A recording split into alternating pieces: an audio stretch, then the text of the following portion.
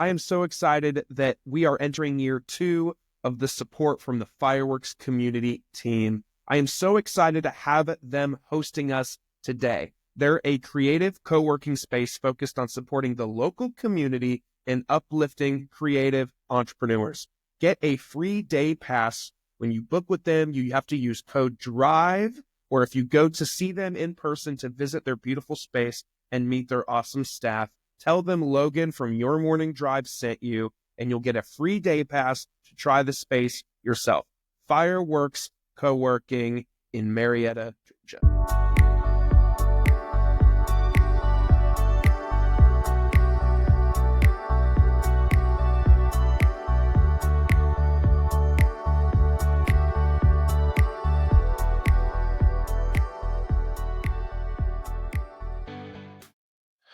What is going on, everybody? Welcome back to another edition of Your Morning Drive. I'm your host with the most, Logan Lewis. It's good to have you guys back with us today. Thank you for joining us. A couple things before we get into it. First, hit that follow or subscribe button on your favorite platform, Apple or Spotify to listen, YouTube to watch.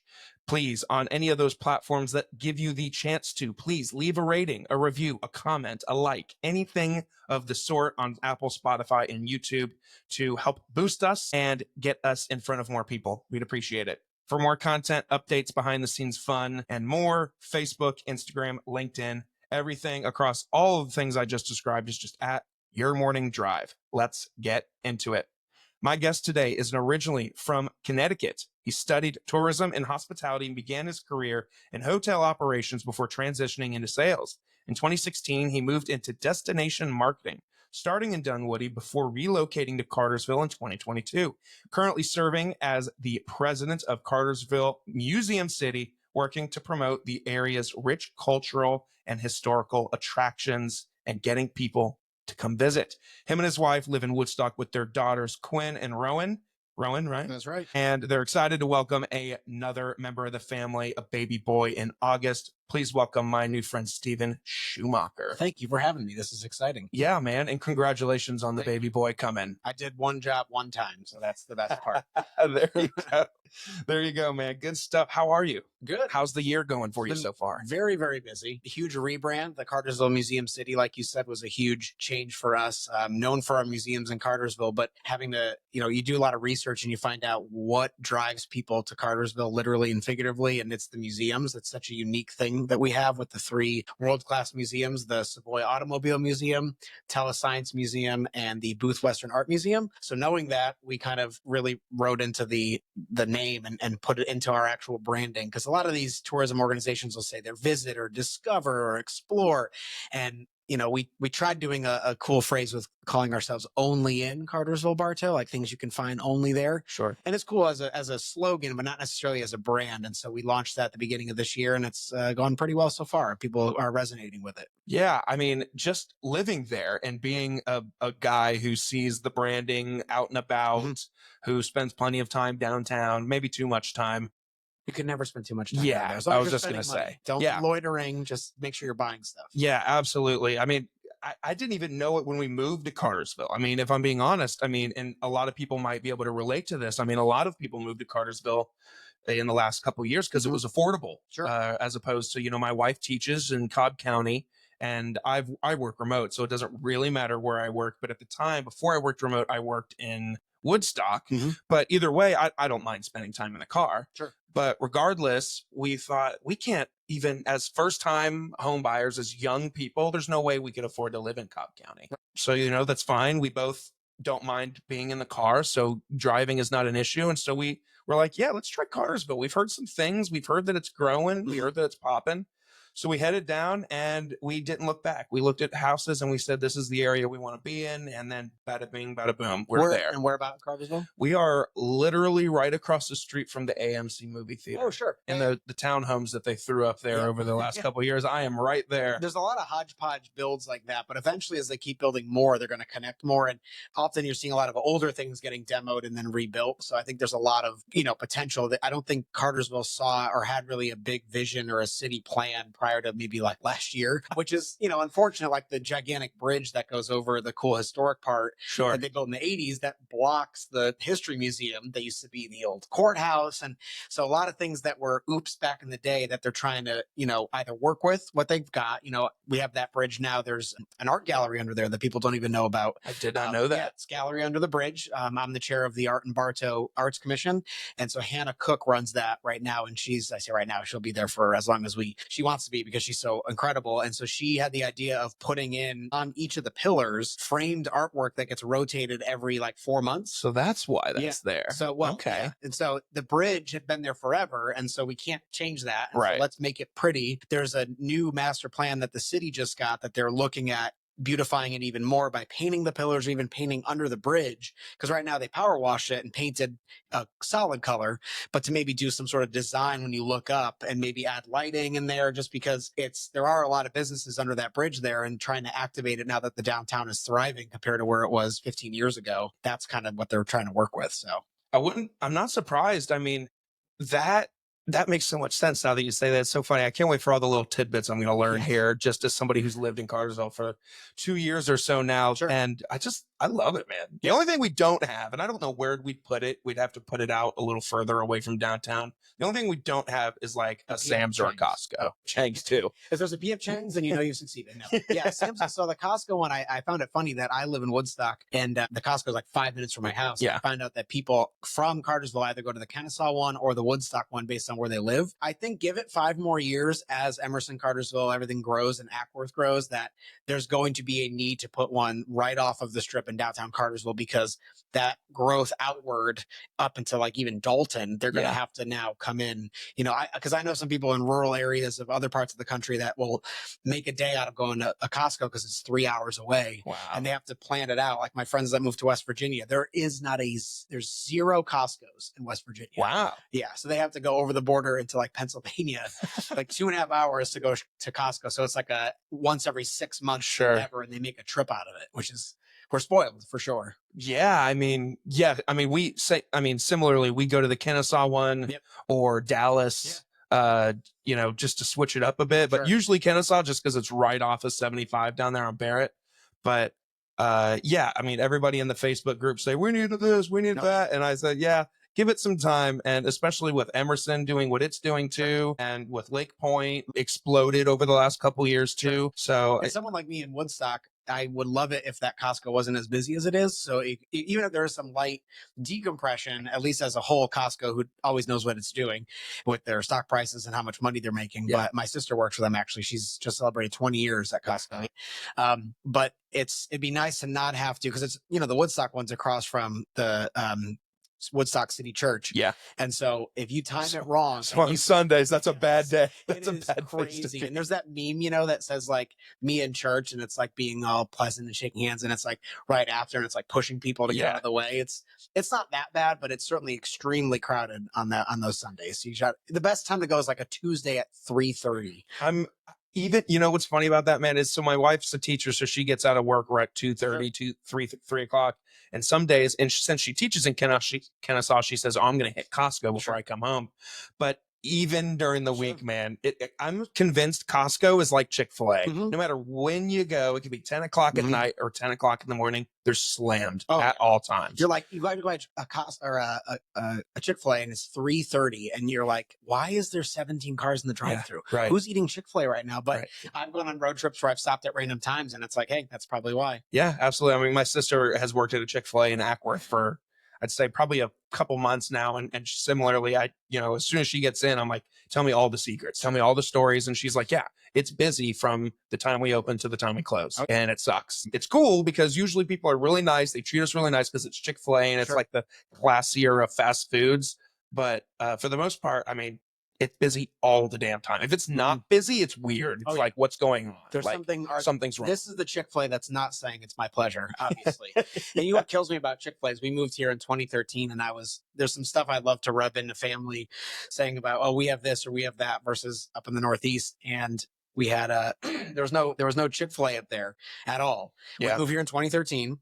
All is good. Start rubbing it in about we have a Chick-fil-A. And then like 6 months after we moved here, Chick-fil-A announced a major expansion into the Northeast. Yeah. And Connecticut within 18 months of us living here, started building 5 or 6 different Chick-fil-A's. Now there's only like 5 or 6 in the whole state, but the fact that the thing I thought I was going to be able to say, haha, I have, and you don't have in the Northeast, immediately moved up to the Northeast now. So, well, I mean, the allure is gone. To your friends in West Virginia, you can still rub the Costco thing in. Oh, yeah. I can't believe, I mean, I'm not surprised though. I mean, and that's commitment too, to pay for a membership at a place that you can maybe only go 2, 3, 4 times a year because you have to drive 2 or 3 hours to get to. That's insane. Now, I think it might be because they have the membership from moving away. Sure. So I think maybe when that year passes, they might say, is it worth it? I don't know. But I mean, that Costco, I mean, you go in there and it's like, we have the 7 or 8 staples that I get up there, like, well, eggs right now, there was 0 eggs. Yeah. Who knows when this airs, if the egg shortage will be over. Hopefully. But there was 0 eggs in Costco, raspberries, certain fruits and stuff. And then you weave in out of the aisles and you're like, oh, I do need 67 things of this. And it's like, do you really? And then you walk out of there and it's like, yeah, and I just spent $190 at Costco. Right. It's like anytime we leave, it's like we don't spend less than $200. And it's a damn shame. Right. It's like, maybe I do need 8 pounds of Funyuns. It's like, right. I wouldn't think about this anywhere else, but since it's here, yes, that's the beauty of Costco. Oh, yeah. Is that like they make you buy things you don't need. Correct. Or just too much of things that you do need. Oh, yeah. But you're like, I have so much of it, I don't know where to put it.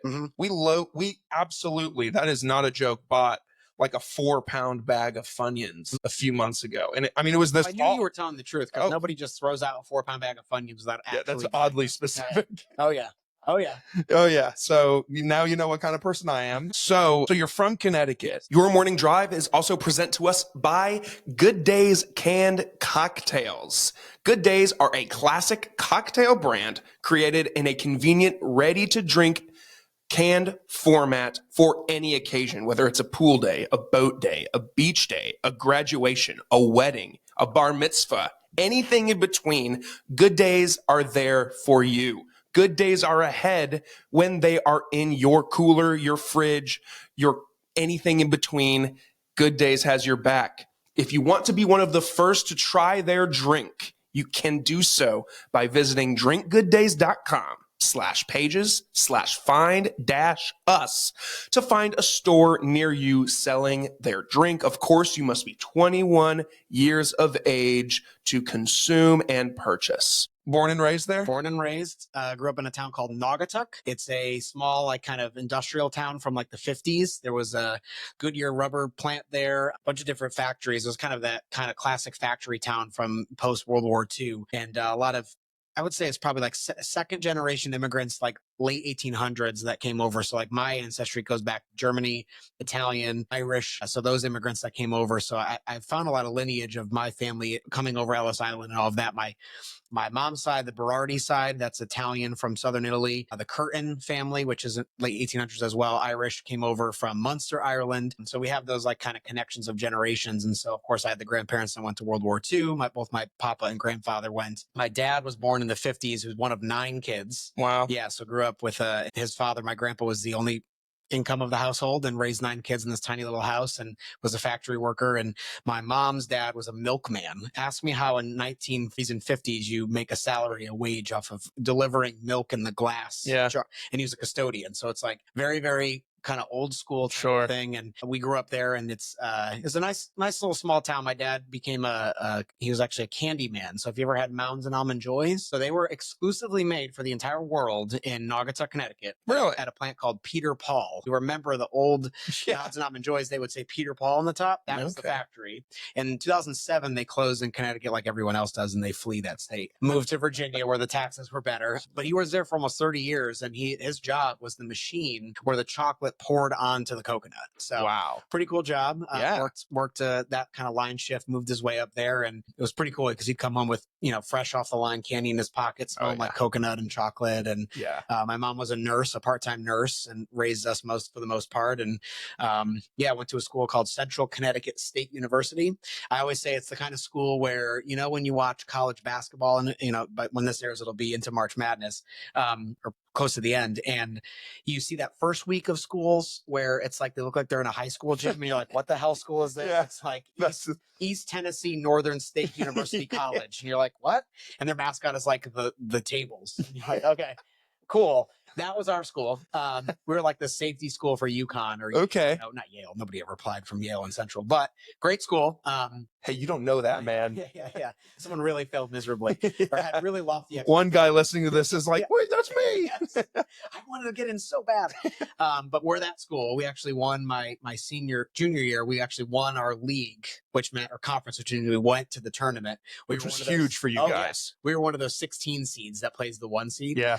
We actually drove all the way down to Kentucky to watch that first round. We played Ohio State. Remember? Oh boy. They had Greg Oden and Mike Conley Jr. and they were like legit. How'd that go? We were winning 9-6 with the first timeout being called, and our center, who was only 6'10", blocked a Greg Oden shot. We're like, here we go. We're the first team to take down a 1 seed. And I think we lost by 23. So it was a good start. Funny though, remember when Fairleigh Dickinson was the first 16 seed to beat Virginia ever? The FDU is in that conference, the Northeast Conference. So FDU, we played all the time, Fairleigh Dickinson. So it was cool that the first team to do that was from the conference my school was. Oh, that's funny. So it wasn't my school, but and they're actually number 1 in the Northeast Conference this year. So you might see them in the bracket this year. So hell yeah, win the tournament, obviously. Sure. But yeah, so I met my wife there on campus. We were both RAs together. The nerdy, Wow, so you were the narc. I tried not to be. I was really just doing it for the free room and board. Of course. Yeah. So I had my own troubles with, just not enforcing the rules. Okay. So I was going to say, you were the narc that was like, keep it down or I have to report it. If you guys are too loud, shut it. Turn the music down a little bit and then we're cool. But if it gets too loud and people complain, I have to report you. Yeah, we got it. One kid, I'll never forget it. He got so drunk. He was a freshman and he wasn't even 18 yet. He was still a 17-year-old. I remember we came into the room because his friends had a call because he was so they were he's gonna like die. Yeah, he was so drunk, and I remember he was throwing up in the bathroom. So we called the police. They had to get an ambulance to come up because he couldn't stand up. And I remember he was throwing up so much that he actually said, "Oh God!" and he turned around, and so we all ran out of the room. And he had from the other end as well. And this kid was an absolute mess. And I was like, it's worth it. I have free room and board, but I don't. And so years later, when I would pay down my student loan debts much earlier, because I didn't pay for my housing. Yeah. I remember that young man who was, while not ideal, it was part of the job. So it was fun while it lasted. Man, thinking about that and just like, if you ever go out how old are you guys? I'm almost 40. Really? Yes. Yeah. Thank you. Damn, keep doing it, man. A fresh shave this morning. Besides that, if we just cover that, keep doing what you're doing, man. Yeah, damn, 40. That's twice in 1 week. Someone's been like, "Yeah, I'm about 40," and I'm like, "Really? Shit." And it's only Tuesday. Going out and doing things with like family, and 'cause my family likes to party, my family likes to drink and consume and have a good time. But going out with them sometimes to bars and just like, and not when I say bars, like Old Town in Kennesaw, like. When you see some people and they're just going hard, I look at people like this guy that you just see and they're just like standing there like this. I'm like, I can't believe I liked that at one point. Like that was the goal, to go out and get plastered and maybe hope to impress a girl. How are you ever going to impress a girl by getting absolutely balls to the walls plastered? That they're doing the same, right? Which they may not be, in which point you look like a fool. Yes, and most 9 times out of 10, you're looking like the fool. Well, I think too back then it was a lot of beer and like bad liquor. Now that I'm older, I love whiskey. Good cocktails. Right. You go to a bar and you're expecting to pay $14-15 for an old fashioned, and so you can kind of get to that point, or at least come close to it, by only touching 2 or 3 drinks because you're drinking something really good. But looking back and thinking about friends of mine who would like kill, we call them what do we call them? A 30 rack. That's what we call the 30 case of beer. Up in Connecticut, the lingo is a 30 rack. I'd refer to that as the same thing. Yes. My buddy Steinway, I name drop him here. He's a teacher now, but he would carry a 30 rack in, and I mean, he would finish half of it within 3. I mean, to think about drinking 15 Coors Light in 3 hours. I don't know how I can't drink beer anymore at my age, let alone thinking back to drinking that like nasty watered down beer that quickly. It's just, I'm glad I'm beyond that. Well, I mean, the same thing. I mean, listening to the stories that some of my dad and some of, my uncles and older cousins will say, I'm like, God, did you say Schaefer? Yeah, Schaefer beer. Do you ever Schaefer? Well, funny enough, as I was saying my dad and my uncles and my cousins, my oldest cousin's name is Schaefer, and he's a huge partier. So I was about to be like, holy shit, did you know Schaefer? Well, but been named after that. Possibly, because my uncle loves a good drink. But just listening to them talk about like, oh yeah, we would drink like 30 racks in an afternoon. And it's like, Jesus Christ, alcohol poisoning must not have been as common back then, or if it was, people just didn't give a shit like they do nowadays. But God, man, I even just see some, like me and the family, me and my parents and siblings, we just went to Mexico. Oh, nice. And Cancun. Sure. Spent a week there in an all-inclusive resort, just blast, you know, just all-inclusive way. If you haven't done it, if you haven't done it, if people haven't done it, they treat you like kings and queens at all-inclusive resorts. You get free beer and alcohol. Free. It's included with it. So, I mean, you could just sit at the bar all day and no one's ever going to, you know, stop you. Sure. But I mean, there was a few dudes like, you know, at the nighttime entertainment when they're putting on a show and you just like people watch because, you know, there's people from all over the world coming to this. I mean, you meet Australians or Chinese people or, you know, people from Indonesia. I mean, literally people vacation to Mexico from all over the world. Sure. And so you're seeing how other cultures like drink and behave, and like some people just get absolutely plastered. Oh, yeah. And it's like seeing them in the dining hall and they're eating like soup or something and they're just like facing the soup. Nothing screams Mexican Caribbean fun like a bowl of soup. Like a bowl of soup, right? But you just look at these people and you're like, God. And me at 28 looking at these people, I'm like, I can't believe, like, again, like that getting plastered was at one point the goal because it's miserable. Sure. And when you're in that state, it's miserable. And the next day is miserable. Oh, yeah. So it's horrible. We went to Mexico about a year and a half ago. We chose not to do all-inclusive. We did a Conrad, which is like a 5-diamond. We had points for it. And we said, look, if we're going to do this, let's do it was kind of our belated 5-year anniversary. Sure. COVID and our second child pushed that back a bit. Sure. And so we did a 5-night at the Conrad in Tulum, Riviera Maya, which is super nice. Really? It's on a huge K. It's a big U shape over this just like low level, like it only gets to about 5 feet deep and you can kayak and stuff in it. And it was so bougie. It was the nicest, the best hospitality and service experience I've ever had at any hotel. And I travel a lot for work. So it was awesome. And I had to pay for the food. But I've been to a few all-inclusives and you kind of get to a level you're like, you have to expect what to expect. Sure. That's fine. Sure. We just knew that since the kids weren't with us, we wanted to do it this way. And if we ever did an all-inclusive in the future, we'd have the kids with us. For sure. And this was super fancy and super nice. And it was worth it because you knew you couldn't, you were like, well, I can drink all I want, so let's get hammered every night. Just me and my wife, no kids, had not done that yet. So it was just like really chill, quiet experience. But the funny part was you talk about how like all people from all over the world are there. Same with us, except, you know, people always joke with like, no matter where I go, I'll run into someone that I know. And I was joking with my wife when we got there. I was like, could you imagine if all the way, not only we're in Mexico, we're an hour and 30 minutes south of Cancun into the Tulum Riviera Maya area at this very expensive, we used points. We didn't pay for it. So we saved up all my points. Loyalty points. Yes, loyalty with Hilton Honors. Very loyal. I have the card in my wallet. And she's like, there's no way. She's like, of all the places we could go, like, there's no way at this time of the year, like right before Thanksgiving, that in the Tulum Riviera Maya, you'll see someone. That first night, I hear Steve, and I go, no shit. So I knew it was someone not from Georgia because everyone calls me Steven here. And I turn and elementary, middle school friend of mine, Dan Russo, was right there. And he's like, what are you doing here? She's like, hey, buddy, I haven't seen him in years. And there he was on a trip with some teachers who were taking a week in between it was the week, but right before Thanksgiving, they took that week off and they were there just on a incredible school thing. And it was Dan Russo there. And I saw him for all three of the 5 nights we were there. And she's like, how the hell of all these places do you run into something like that? I was like, well, you build a network of people and you just remember people and you just run into them throughout the world. So it's crazy. Well, funny enough, I just said Cancun because that was faster than saying we actually stayed at a place in Playa del Carmen. Okay. And our resort was actually called the parent company, the resort company is called Riu, but the resort was called Riviera Maya. Oh, sure. And we did an excursion where we went to Tulum, went to ruins, went to a cenote and swam underwater, snorkeled, all those things. We did the one, the ruin that's on the coast where it like falls off the cliff there. It's not Chichen Itza, whatever the one on the coast is. That's the one we did. We did an excursion out there too. It was super fun. Yeah, it was super fun. And so, I mean, great time. But I mean, either way, I was just like,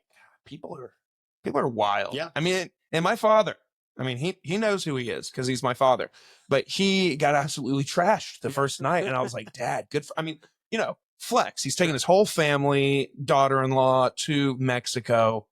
It's probably like a dream come true for him, But that first night he just got and the whole time I was watching, I was like, Not for me, man. No. Not for Well, me. you see too, I think you're at that stage now where you're going to start to come off that into your early 30s where people don't do it as much. And then I've started to see it on the rebound now where people have a few kids and they get a night away and then Sure. they forget that they can't go as hard as they used to. And they'll go like, I can only I'll have a couple. And then it gets away from them. And then all of a sudden they're 5 or 6 drinks in and they're like, oh my God. And then the night's completely off the rails because they hadn't done that in a long time. So do you have kids? No, sir. Yeah. So working on it. You'll get to that point where now that I have a 7-year-old and almost 4-year-old with one on the way, it's like you find those free time and you're just like, yes. And then you're like, oh, wait, I can't do that hard anymore. I can't go that hard anymore. So You're like, oh, I've got to, no matter how hard I go tonight, I've got to be up at 6:30 in the morning with my kids to do whatever they want to do.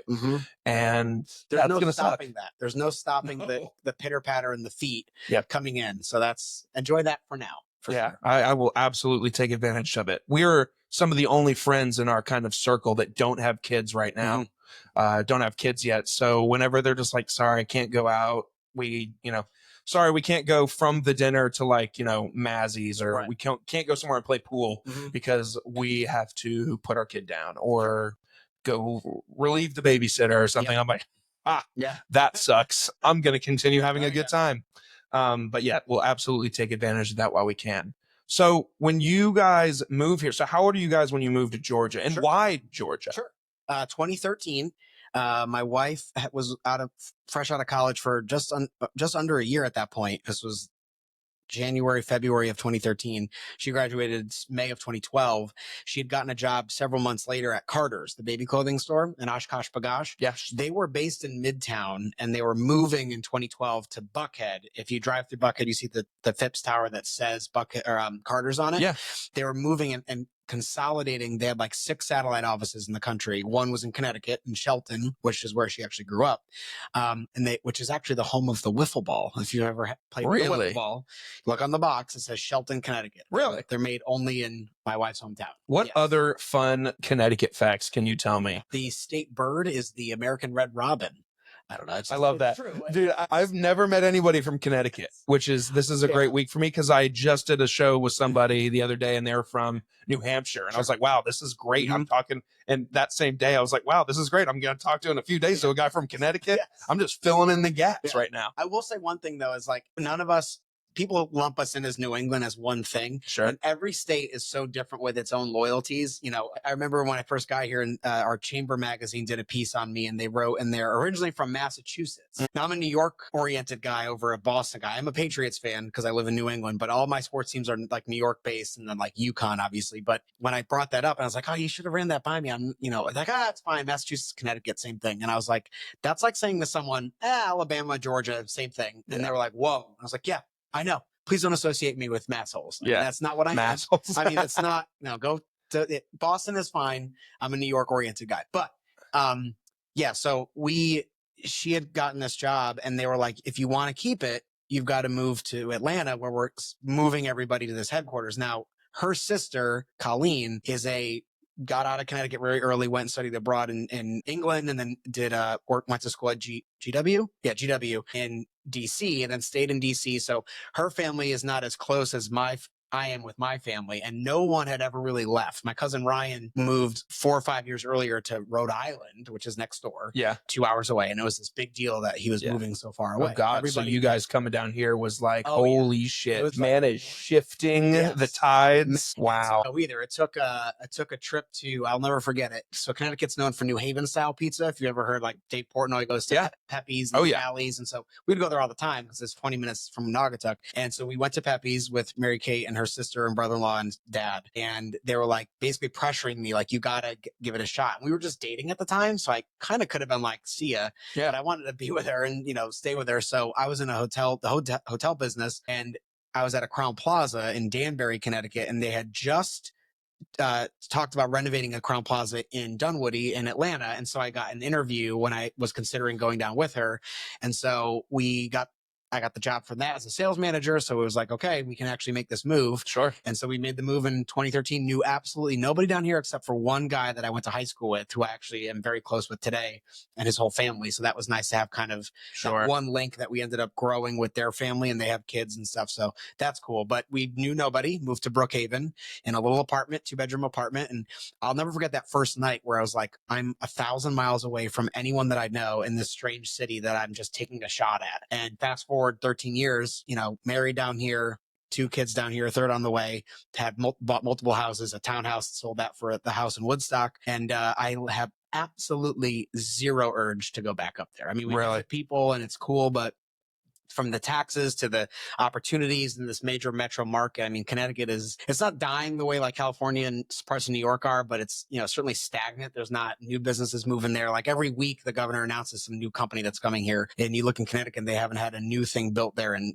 God, a generation. I mean, it's so different from the life we have down here, but I'm very glad for the move because this type of tourism thing doesn't exist up there. The state of Connecticut has their one state tourism agency, and it's not even that, and it's funded by the state government. Whereas here, every specific destination and county, we're sitting in Marietta. Marietta has one, including Cobb. Cobb has their own as well. Plus, where we are in Cartersville. So there's dozens of them. We actually, this later, but we're meeting for a tourism day at the Capitol, where all of the tourism teams come together and meet with the governor and take pictures and talk about tourism in the state of Georgia. So it was the right industry at the right time with the right opportunity, and it all kind of went from there. And I just kind of rode the wave and worked hard to kind of navigate my way to this role. So wow. Yeah. I mean, huge move. And I moved around a lot as a kid. So, I mean, it's cool to be able to see, I mean, and you're jumping from here to here in terms of if we're looking at the map. So, I mean, when you guys got here, what were some of the biggest, like, whoa, that's different? Weather right away. Yeah. We moved in. I remember when we were looking at apartments, we flew out in a snowstorm and landed, and it was in the 70s here, which was different in like January.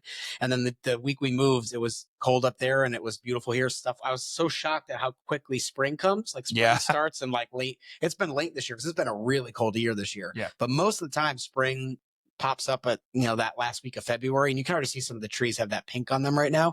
Spring doesn't start up there till like late March, early April. So really different. Yeah, right away. The driving was very different. People don't beep or get now a little more aggressive now that a lot of us have moved down here and the city's gotten busier. But Brookhaven back in 2013, while crowded, and Buckhead, it wasn't as aggressive or angry. I'm just trying to think, like, for the most part, it took a bit to get adopted to the culture. We never had a college football team. Yeah. Nope. I mean, UConn had a team, but nobody watched them. So everyone was like, you got to pick a team.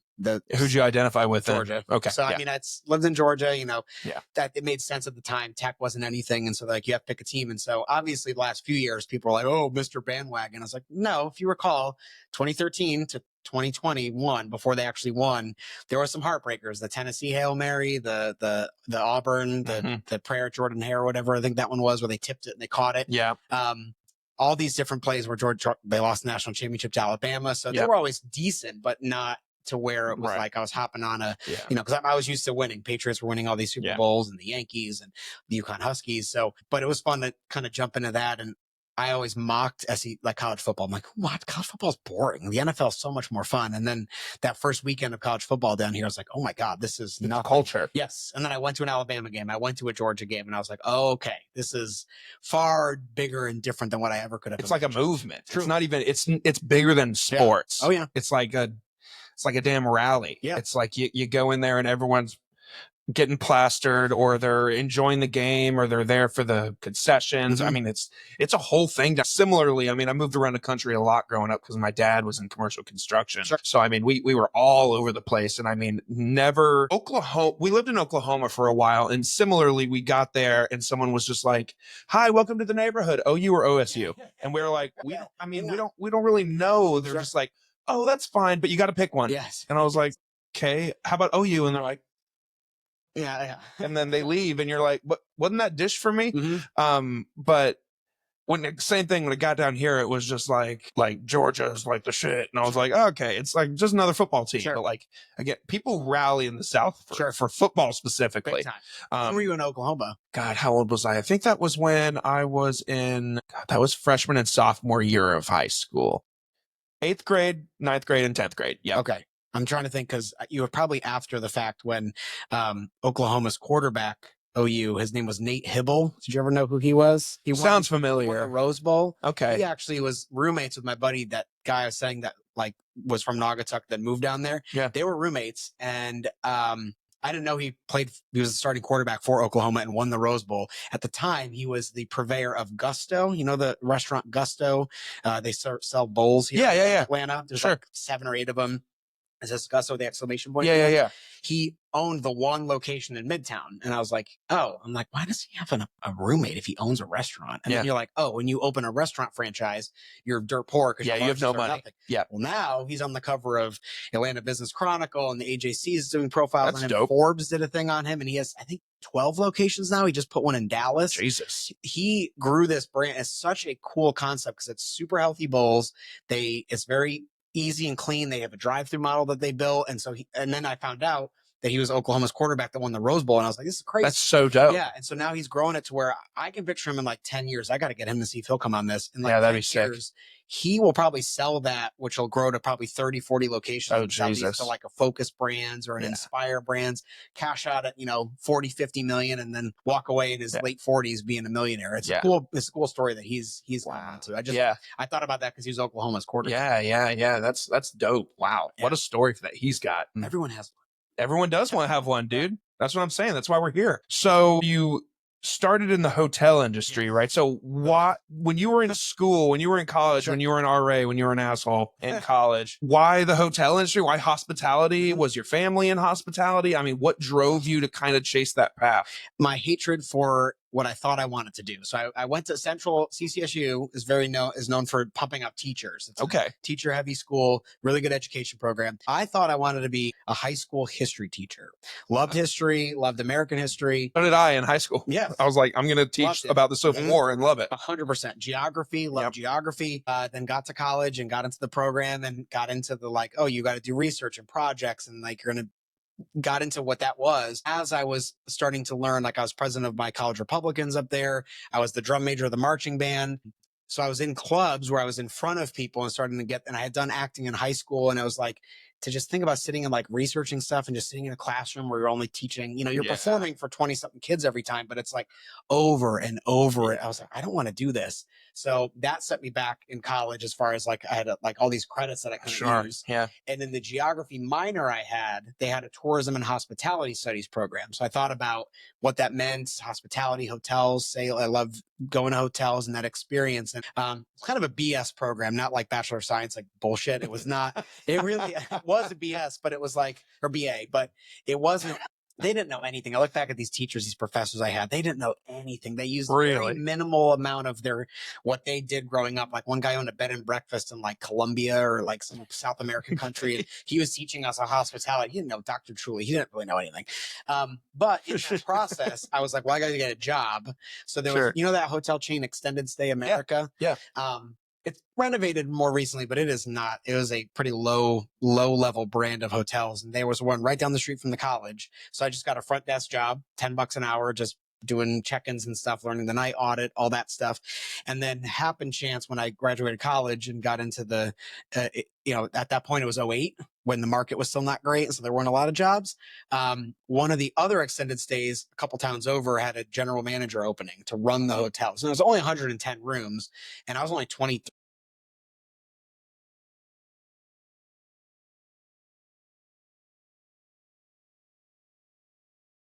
Extended stay hotel. Wow. My brain started processing you don't want me to buy toilet paper through the monthly buying that we do, because if you saved on this side but used your CapEx expense for toilet paper at Sam's Club, that I had to go and buy individual rolls and put in a cart like a crazy person and walk out with 100 individual rolls and bring to my car, came out of a different line item. Therefore, you would bonus because you... Yes, but I learned it. What a motherfucker. Sorry. No offense, Frank, if you hear this. I get it. I mean, that. So then I started to disobey him. Sorry, Frank. Yeah, it was whatever. And it all worked out because he ended up finding a window and loophole to can me, which was the best thing ever. After 2 years of doing that, and I fabricated my resume to look like I did more sales than I did, which I would do sales. You know, someone would come in and say, why should I bring my trucking company here instead of the Sure. Candlewood down the street? Sure. So I'd kind of talk about why we were the best. And that was my favorite part of the job, the very few times I got to do that. Sure. So then I threw the resume into a hotel sales gig at a full service Crown Plaza, that one that was in Danbury that had just renovated. So got into that role, kind of still didn't know what I was doing. Faked it till I maked it, and then moved into the Atlanta role there. So went from operations to sales, which you could not pay me enough money to ever get in the operations side. And God bless everybody who does it, because it is a thankless job, hotel operations. Because when the days are good, nobody cares. You don't get any credit for it, and it's all about how to improve on the bad side of things. And in the hotel world, it's always, what have you done for me lately? Like, oh, I made 110% my quarter. Awesome. Where are you for next quarter? What, the quarter's not even done yet, and you're not even gonna like acknowledge that I crushed my goal this quarter. So, Yeah. You know, you stay at a hotel, you appreciate what you've done, but this side of things, destination marketing, Yeah. so much more fun, because you get to promote the hotels and everything else, but you don't have to close anything. That's the best part. I was bad at closing, because it's like you get to that point where they would say, oh, we knew this, but it's got to be for 129, can't be for a 139 rate for our group of 1,000 rooms. And I'd be like, they're like, just give them what they want. I was like, yeah, but they're not going to book with me. Like, you got to sell them on it. And it's like, I hated that part of it. I thought it was like slimy, like the user salesman type of thing. Sure. So promoting on my side of things is more fun, because you let others work on that, but I'm the one who kind of like throws the lure out and kind of reels them in. But to like, when it gets tough, it's like, here you go, you finish it, because I'm the one who got him on that side of things. So that's kind of how we look at it. Now I'm running a tourism team, so I'm not doing a lot of sales anymore, but that's kind of how I transitioned to Dunwoody, into that position, to sell all the Dunwoody hotels. Okay. So you get to Dunwoody, you do that. And then why Cartersville? Why? I would say how much time you got, but we're on a podcast. We have plenty of time. So I have as much time as you have. This with COVID was awful. It ruined lives, it ruined careers. But COVID was the best thing to ever happen to my family when it came to our careers. Only because of how things worked out. I was in Dunwoody for the 5 years. Our team was rocking and rolling. 2019, we did great work. I was the director of sales, had a guy reporting to me. We had a director of marketing. She had someone reporting to her. And then our person who ran the whole organization, like I do now in Cartersville, and an operational director. Great year in 2019. All systems moving forward in 2020. And then before COVID hits, the director, her name was Katie, she said, I'm leaving after 10 years here in Dunwoody, and I'm going to take over the Athens CVB. So I'm going to run Visit Athens out by UGA and their Classic Center and all this stuff. So, okay, that stinks, but we'll get through it. We'll get a new director. All will be good. And then they gave me the interim role to say, you're going to take over while Katie leaves for like a month. That date was March 9th of 2020. March 13th, that Friday, it was literally a Monday. We took over. Here it's Monday. Go all the way down to Friday on the March of 2020. It was the Friday the 13th that everything closed. We all went home, COVID hits, and they paused the search for the real job, the real director. I didn't want the role because I didn't know about it much. I like being in sales. And so we take a back seat, like we'll pause the search for 3 months. So now you're interim for 3 months. I was getting a little stipend, which was nice, while I was getting my full-time salary. We were home. We were trying to pivot. Had a really horrible board of directors the board was fine. I had 2 hotel partners on the board who wanted all the things to help them in the hotel world because their hotels dried up. Dunwoody was one of the hardest hit markets in Georgia when it came to hotel business because it's such a corporate heavy market up there in perimeter, and they were closed, through COVID, but also as we recovered from COVID, people still weren't coming back for meetings at the rate that they were until about like a year and a half ago. You're talking 2023, 24, until it came back to a more manageable level. So, they extended it beyond that. And so you're talking going into 15 months that I was the interim director. So I did a budget, was working on a second budget, did recovery campaigns. And now I'm like rocking and rolling in this interim role. And I'm like, all right, when they reopen the search, I'm now the top candidate because I've done it for 15 months. Right. Everyone liked me on most of the board. The mayor, everybody was a fan of me, except for these 2 hotel partners, Sharon and Alicia, if they're watching. Best thing that ever happened to me, though, your terrible decision led me to this. So they chose not to go with me. I like the guy that they took. His name was Ray. He ended up getting the job. We're buddies today, but I did not get the role. So I had to kind of swallow my pride, worked with Ray for about a month. He had different visions than me, and we kind of parted ways. I went back to a hotel for about a year, and it was great because that year off allowed me to then wait and see this Cartersville job open with Ellen, who had run that since they started started in 91. She retired.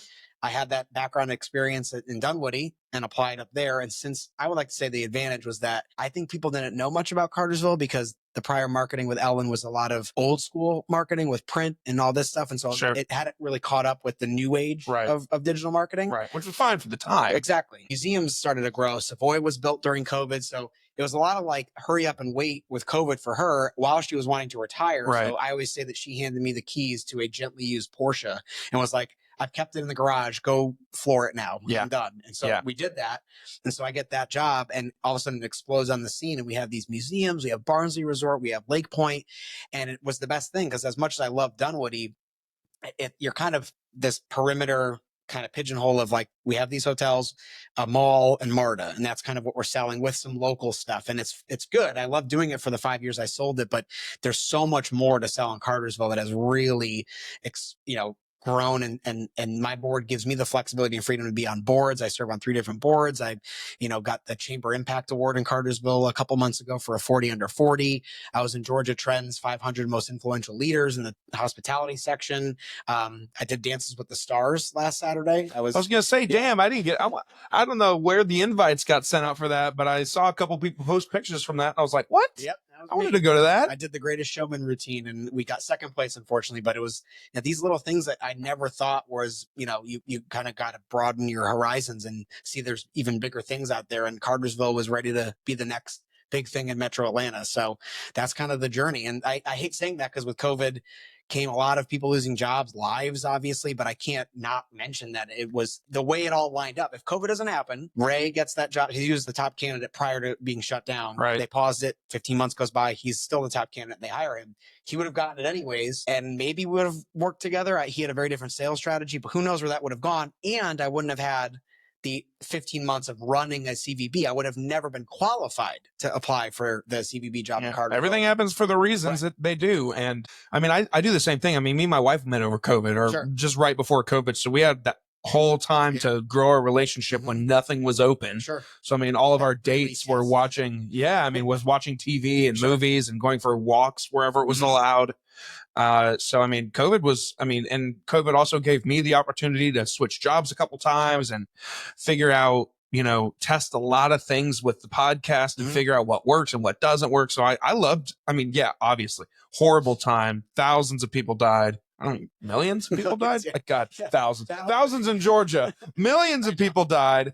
And, but you got your own story to tell, and you can't be not actually mention why certain events happen that lead to the way that they do. I mean, it's just part of what is true about your journey. And if it's a positive, I mean, look at Home Depot. Home Depot broke records for their people are doing home projects. My wife, her job, she was building websites for a company that she's parlayed into this new job she got last year. Again, COVID doesn't happen. Maybe they don't get that big of a business. Right. Maybe she doesn't get the bump up. So it's part of life. Yeah, sure. It's everything flows the way it's supposed to, I guess. Yeah. Everything works out. You'd think everyone always says everything happens for a reason. Everything works out in the end.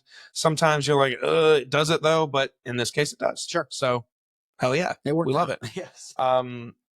So with you being the president of Cartersville Museum City, I mean, if I were, give me the pitch. If I'm a guy that has never been to Cartersville and I'm saying, I want to do more or see a new area. I mean, why Cartersville? And while you do that, I'm going to adjust my. Sure. You want me to hold and you pause it? Good. Sure. So I would say you have seen probably everything in Metro already. Whether that's Alpharetta, you've been to the Battery, you've been to all these cool spots in Atlanta. And so for me, it's and our biggest drive market is Atlanta. Obviously and we actually had a campaign obviously prior to me that the whole campaign was called Not Atlanta. It was talking about war, not Atlanta.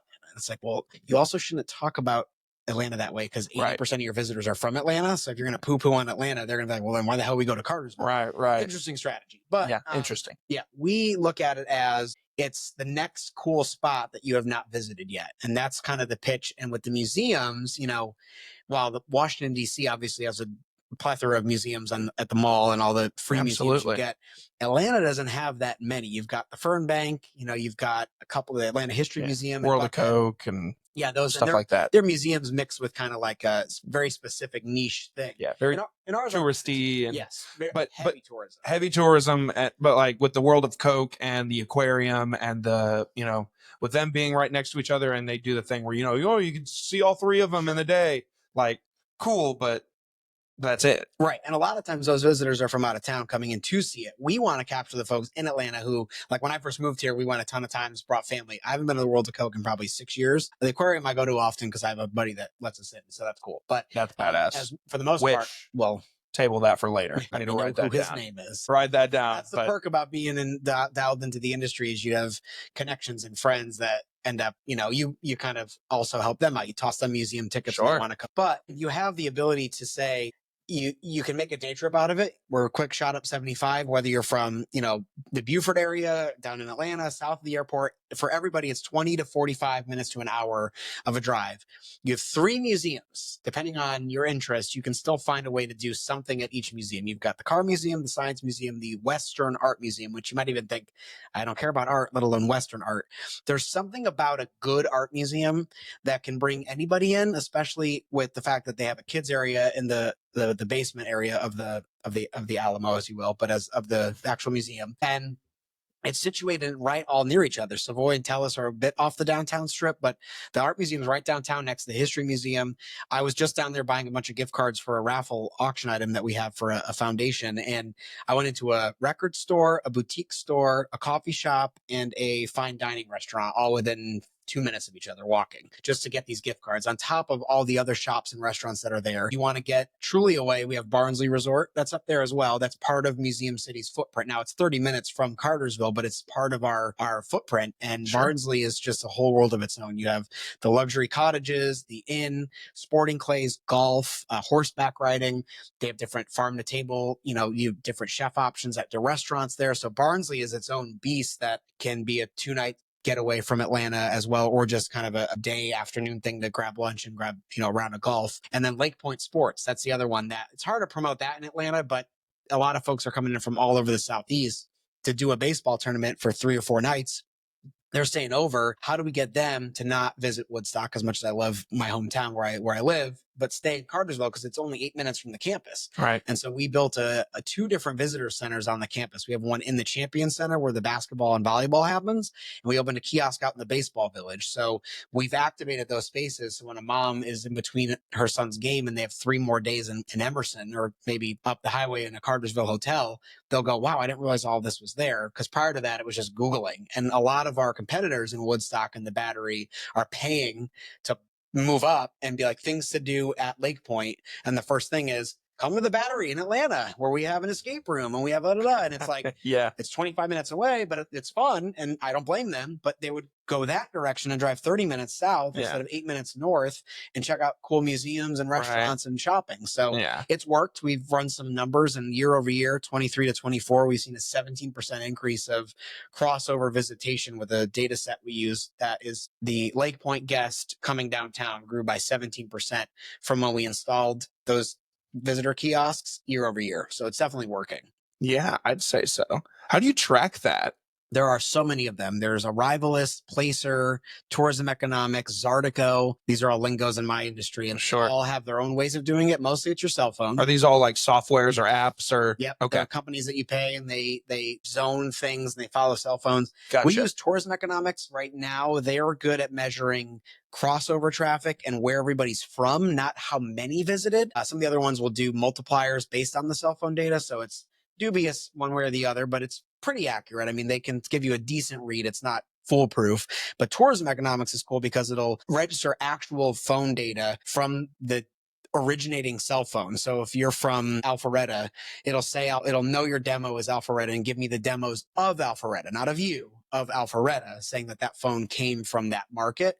And it'll help me find out like, okay, we zoned around, say, Savoy for the car show they have on a Saturday in the summer. I can geofence Savoy for that one day and run a report, and it'll show the phones that have on the tracking ability that are not from Bartow County will pop up and it'll say, okay, there might have been 5,000 people at it, but the phones that pinged was about 800 of them, which gives me a decent percentage in. And I can say they came from these markets. So then I can bring that back to the museum and say, you had a lot of people coming from here, but not a lot from here. And you thought that they were put a billboard there or run a digital ad in that demographic if you think, or in that city that you think would be a great push for you, because not a lot of people came from there. Don't waste your time on X town because there was already a lot in there.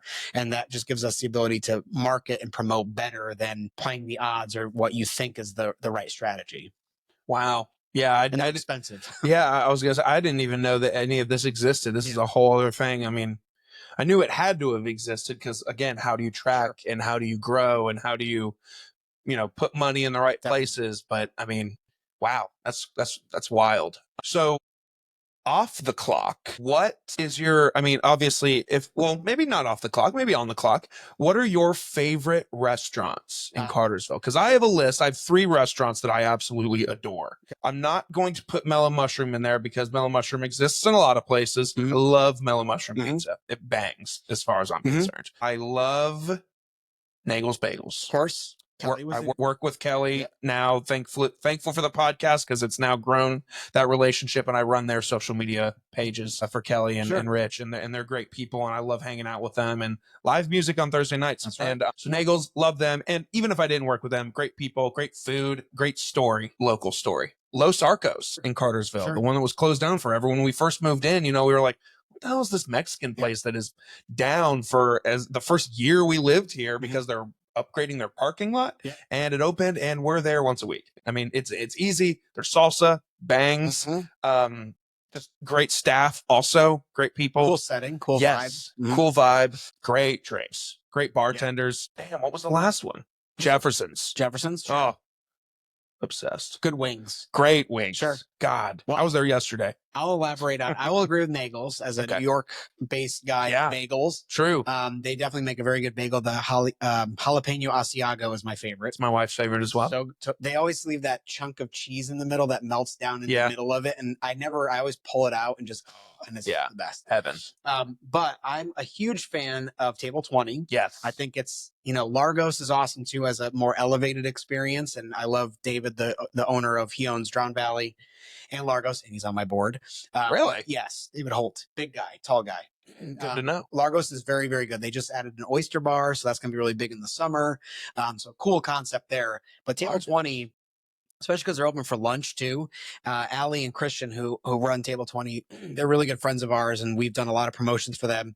We really got their deviled eggs famous through different promotions that we did, and it's cool because now that they're known for their deviled eggs, they crossed out, they were called the Almost Famous Deviled Eggs, and now they drew a line through Almost because they're now considered the famous deviled egg. Awesome. Super fun marketing. Just they get it, they understand that new age of marketing and like partnering with your tourism team. They have an unbelievable soup, a cold summer soup that is delicious. They have a cantaloupe soup, and they have a peach soup that they have in the summer that's cold. It's like a gazpacho almost, but it's unbelievable. And their food is really good. The setting there is very nice. Mule House Pizza. Yes, I love the Philibers up there. They are the same kind of story like Nagel's, where they were a food truck. There was out of the back of a mule truck that they schlepped this big pizza oven around, and then ended up getting that space in there. And that is the spot now in Cartersville. Nice pizza. Me and Nick have been going back and forth for months trying to line up a time, but he's a busy man. He's got a lot going on, and I can't wait for his new spot here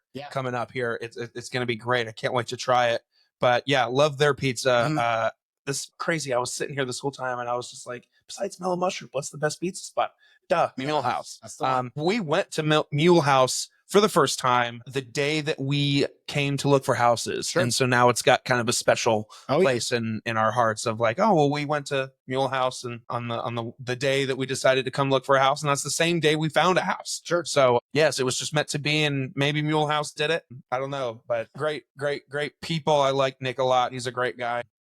So yeah, I support that decision. Oh yeah. Yeah. And then, Table 20 is awesome too. Sure.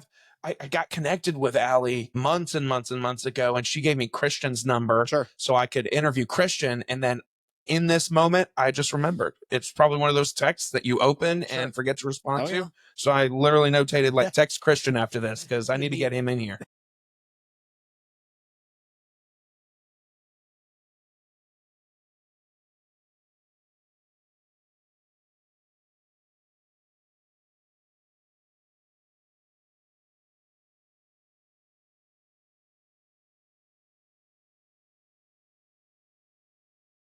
text. She goes, yeah, I was kind of bummed that you never answered me back.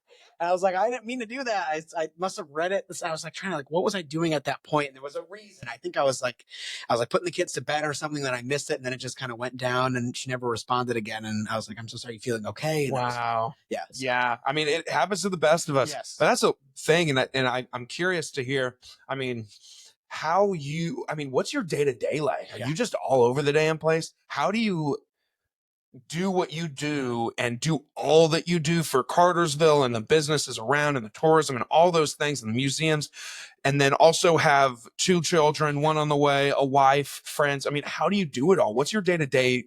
Well, 2 separate questions. Sure. What's your day-to-day like? Like, Sure. what's your day tomorrow look like? Tomorrow is a weird day, but it speaks to the craziness of my schedule. Sure. So like if you think about today, I read the Dr. Seuss book at my daughter's school this morning as the mystery reader. I dropped her off, grabbed coffee, came back and read at 8 a.m. Then drove straight to the Chamber of Commerce, where we spoke with the economic development team and the chamber team to partner on a jobs portal specific for Bartow County, for Bartow residents to live, work, and play in Bartow, and how to grow the jobs coming to Bartow County and getting Bartow people to stay in Bartow instead of leaving to go work elsewhere. So that's a whole plan. That was till about 10. Sure. Then got back to my office, emails. I had a pop-in appointment with a photography guy that we met for like 20 minutes and did some answering emails there. Then I had to run an errand downtown, came back, and then drafted the train depot manager position with ChatGPT's help, of course. And posted that on LinkedIn, and then had to go and pick up a bunch of gift cards for a foundation thing that I was telling you about. I had to give to someone tomorrow, and then drove straight here. So it's like, but then tomorrow I wake up and go straight down to the Capitol down in Atlanta, and we have Tourism Day that's sponsored by our Georgia Association of CVBs, which I'm on their board of directors.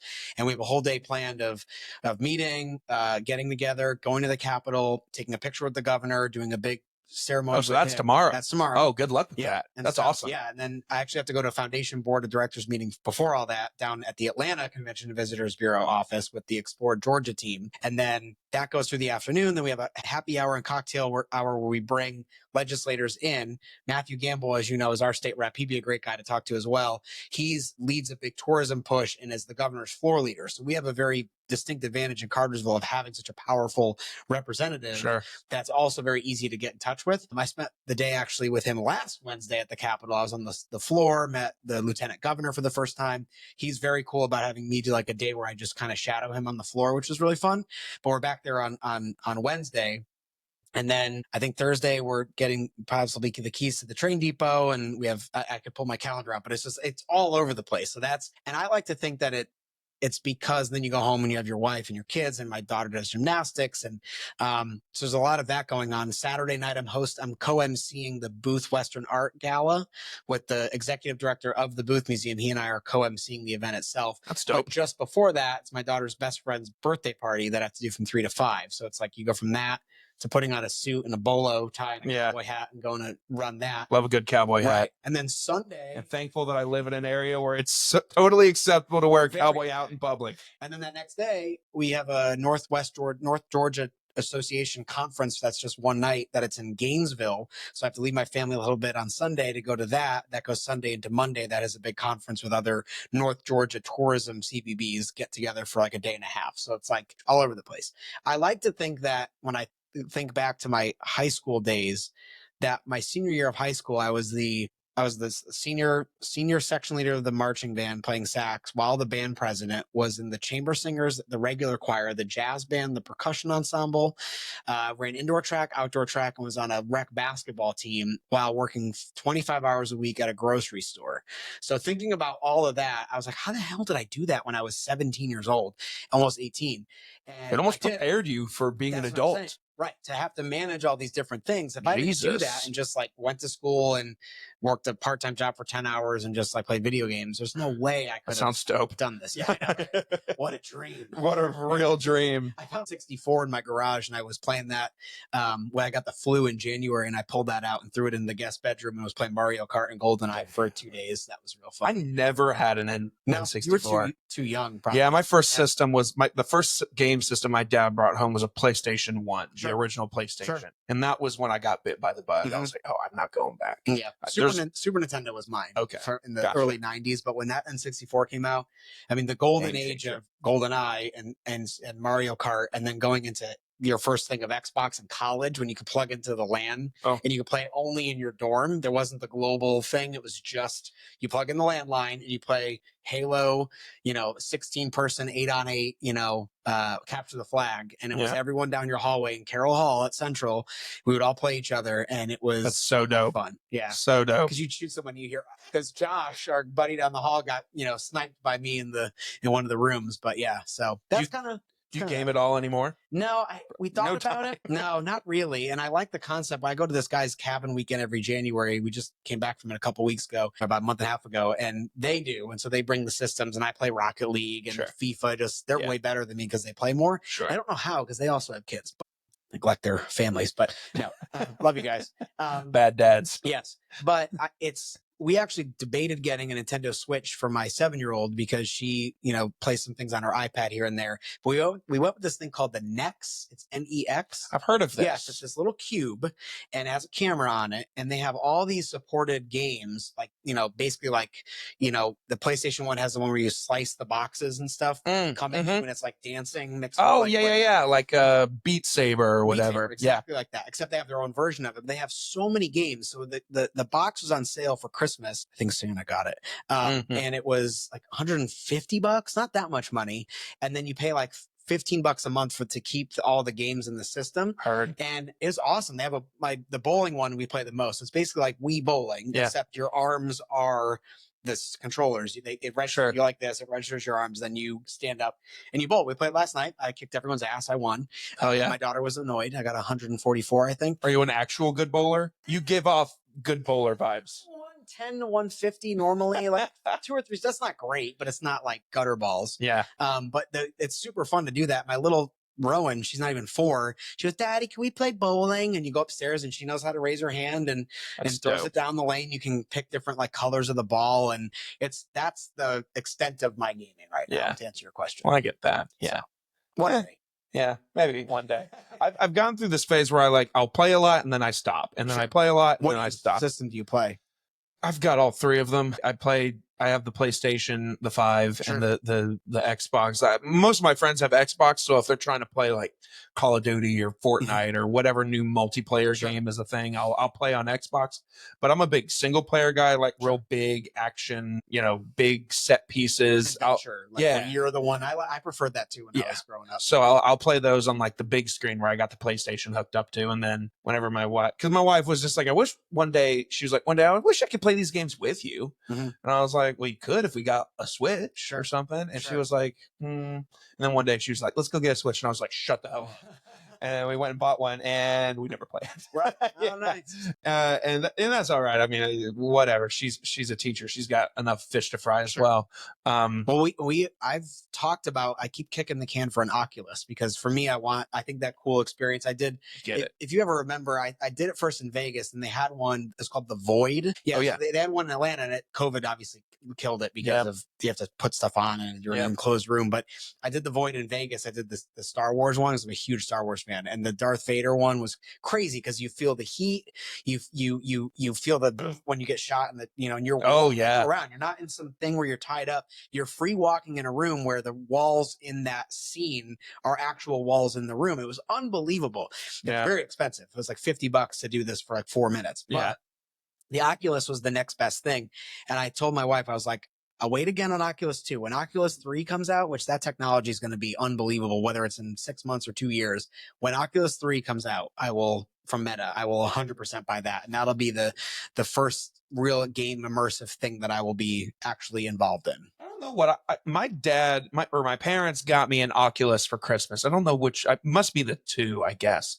But and I played it a few times. It's real hard to get in the routine of playing it versus like sitting down on the couch because of course you can't be lazy when you play an Oculus. You got to be up. Like you see people, they do these mini golf games. You go into a thing and you're playing mini golf. Like it feels like you're playing real mini golf. Dude, and I want to do that. There's a PGA game on the Oculus, and the other day, it's been about a month ago, but I was just like, I was trying to go on this health kick before Mexico to, shed some pounds and look better in Mexico. Didn't happen.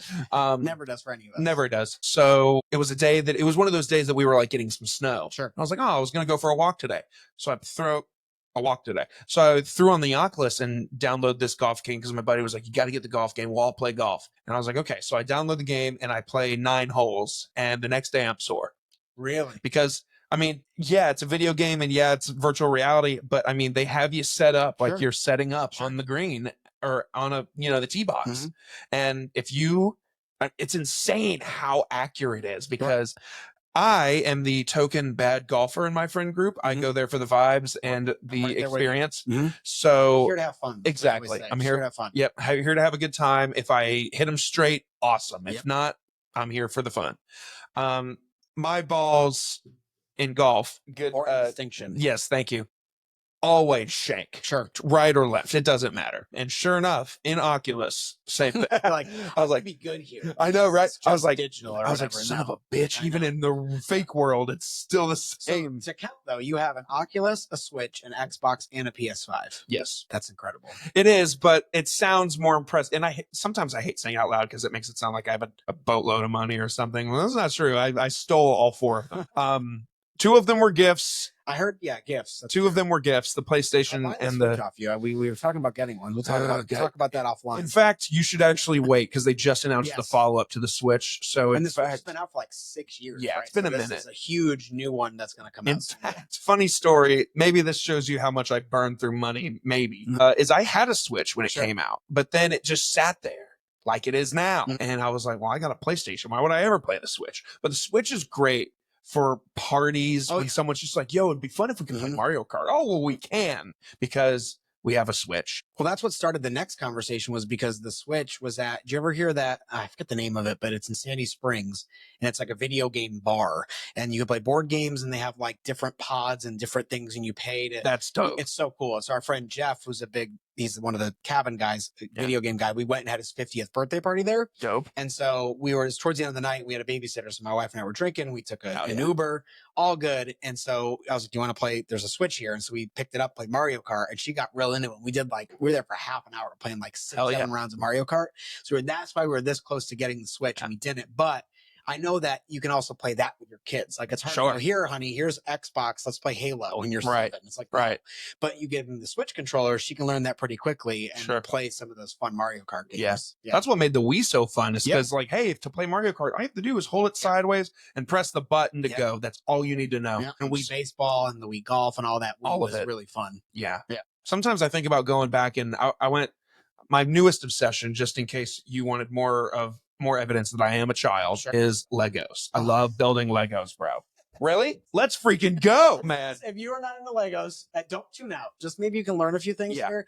Maybe this is the time where you start folding some laundry, empty the dishwasher. Were you at BrickCon? Did you go to BrickCon? When's that? Oh, it was. Where is that? This was in about 3 weeks ago up in Gwinnett. They had it at the arena. Huge convention about Legos. I'll show you all the pictures. It's crazy. I took my dog there. Yeah.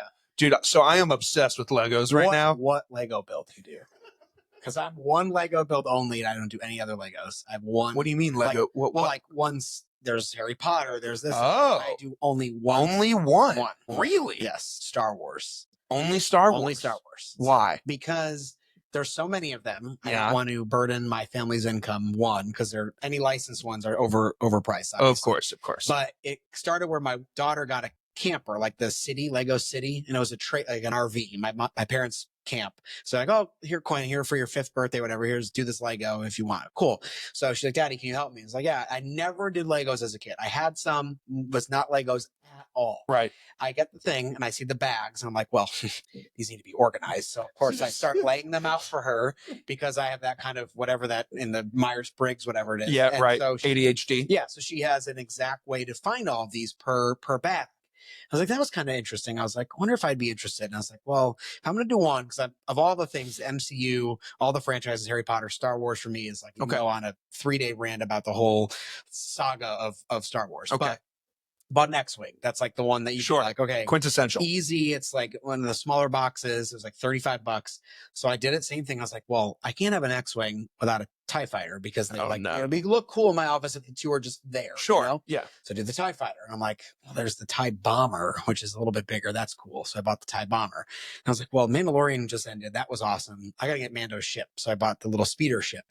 I was like, well, now Ahsoka's coming out, and they have the Ahsoka ship and the Ghost from Rebels, which I watched. So I got to buy those two. Of course. Now I have 13 that I've done in my office. I'll show you the picture. And I have 4 at home. So I also have the helmets. So they have the helmets. So the way my shelf is set up, the shelving comes off the side of the bar. So I have 12. So 6 on one side, 6 on the other. 12 where I could put helmets. So I have 9 helmets. 6 are done, 3 are at home. I got at BrickCon, I actually got a couple retired ones that are hard to find that were not cheap. Steven, this is not good. This is not good for our wives. Correct. Are not. Does your wife think about it as like mine, where you come home with a set and she's like, and that's great. It. Yeah, great. How much was that? Oh, you want to hear something funny, dude? You're going to love this. You're going to love this shit. So the other day, I'm scrolling on Instagram, and Disney, Lego, they collaborate on a post, and it says, we're doing Disney Lilo and Stitch. Cool. Yeah. And as a kid, Lilo and Stitch, I was, probably like 9 or 8 when Lilo and Stitch came out, was obsessed. The new one's as a coming kid. out. Yeah, the remake thing is going out. Okay. Steven, I can already tell that you're a movie guy too. Yeah. This is going to be a problem. Yeah. This is not for the Oscars though, because I never saw any of those movies. I don't understand how these movies win. No, it's confusing. It's a movie you've never heard the of. One category I cared about, which was the animated, because it was Inside Out some 2. cat movie made. Yes. Now it looked cute. I'm gonna have to watch it. Yeah. But the fact that it 100% should have been Wild Robot or Inside Out 2. Oh, dude, Wild Robot was different. Yes. And my wife, as a teacher, was just like, we have to see this movie. And we both cried. Like, just incredible. Oh, yeah. Just so well made. Anyway, they announced that Lilo and Stitch Legos are coming out. Sure. And they say they're coming out this spring or something. And I was like, okay, cool. I was like, I might get this. Just saying it out loud. And she's like, bullshit, you're not going to get a Lilo and Stitch. I've never heard you talk about Lilo and Stitch. I was like, I loved Lilo and Stitch. Sure. So fast forward to last weekend, my cousin and I had already planned, because my cousin also bad for me. He's like, let's go look for Legos. And I was like, okay. And he's like, so there's these cool collector stores kind of around town. There's a collector store. This is bad. There's horrible. You just broke your neck because you twisted your head so fast. So there's a cool store in Roswell called, like, I can tell you, it's called, like, I actually talked to the owner on social media today. This is good pod, but I need to know. Great pod. Yeah. We're pausing to talk about Legos. And is it exclusively Legos, or is it called the Brick Store? It's called the Brick Store. God. So yeah, this is a problem. So you remember the guy I told you about that we played video games for his 50th birthday party? He can walk there from his house. Oh no.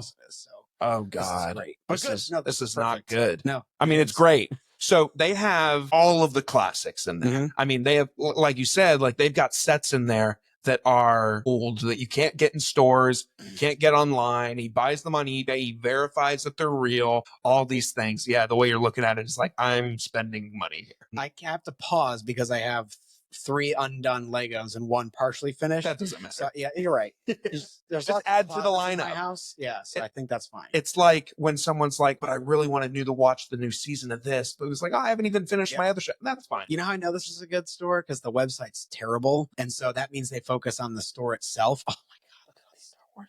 They have ATAs. This is unbelievable. You can't find these anywhere. No. Like even at BrickCon. No, dude. Some of them they had set up. Like one guy had the old Jabba the Hutt one that was like from the 90s, like early 2000s. And I pointed to that one. I go, why is there no price tag on that one? He goes, I'm never selling that one. It's just there to show you I have it. And I go, what if someone came up to you and said 10 grand? He goes, no. I was like, 25 grand. He's like, and I go, 50. He goes, probably.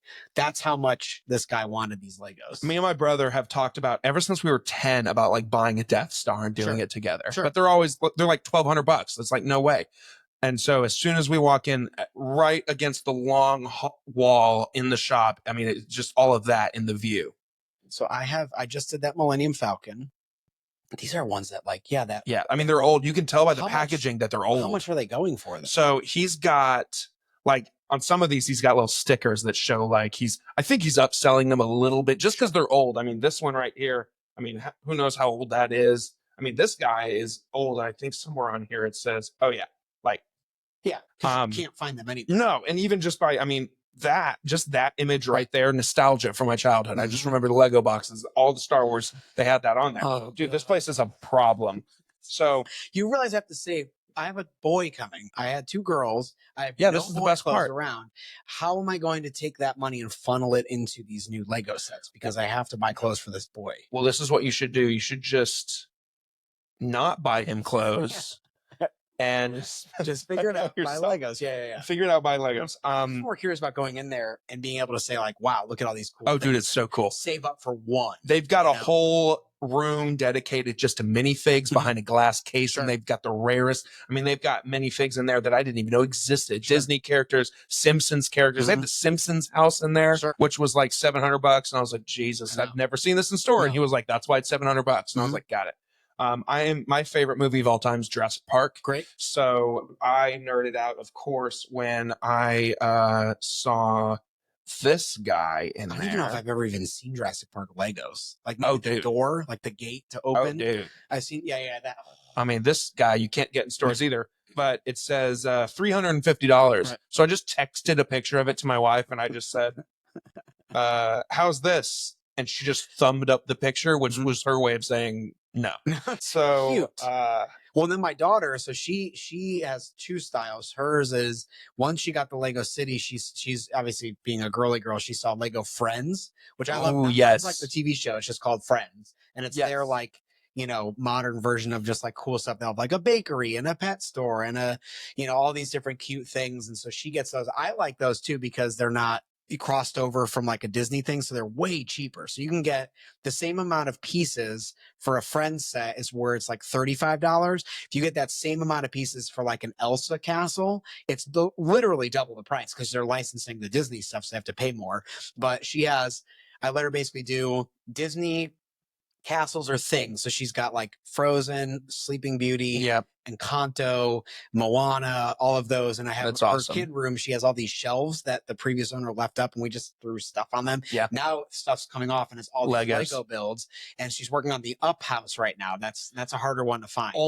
That was at the store. Almost snagged it. I was this close. Well, my sales manager, director, Meredith, her daughter did it years ago and bought it when she was a kid. Now she's 19. Yeah. So she sold it to me for like $30. Oh, that's dope. She didn't have the box. She had the box, but she put them in the bags. And so she sold me a few of those pieces. She actually did one of the Lego Friends ones. She did a like a space shuttle, like the Challenger, that style of ship. Sure. We did one of those, and it was that style ship. And then at Telus, they had a real astronaut come. His name is Terry Vert. He flew the Discovery, I think. Wow. Like he was an actual astronaut. That's dope. So when I got a VIP thing to go meet him, I brought my daughter's ship. Did you have him sign it? He signed it. Oh, so, hell yeah. One of the only few people on Earth that has an actual ship from that style of, I forget what they call those. Whatever those 80s, 90s ships were called, an actual astronaut signed it, which is pretty cool. Wow, that's She didn't care as much. It was more for me. Yeah, like, your daughter wanted this? How old is she? I go, 6. And he's like, this is for you, isn't it? I go, absolutely. Please sign this, please. Yeah. So we go hunting. We go to this store. And this store has everything, dude. They had like Voltron, Transformers, Scooby-Doo Legos, which I didn't even know were a thing. Sure. But I was almost tempted just to buy them just because I love Scooby-Doo.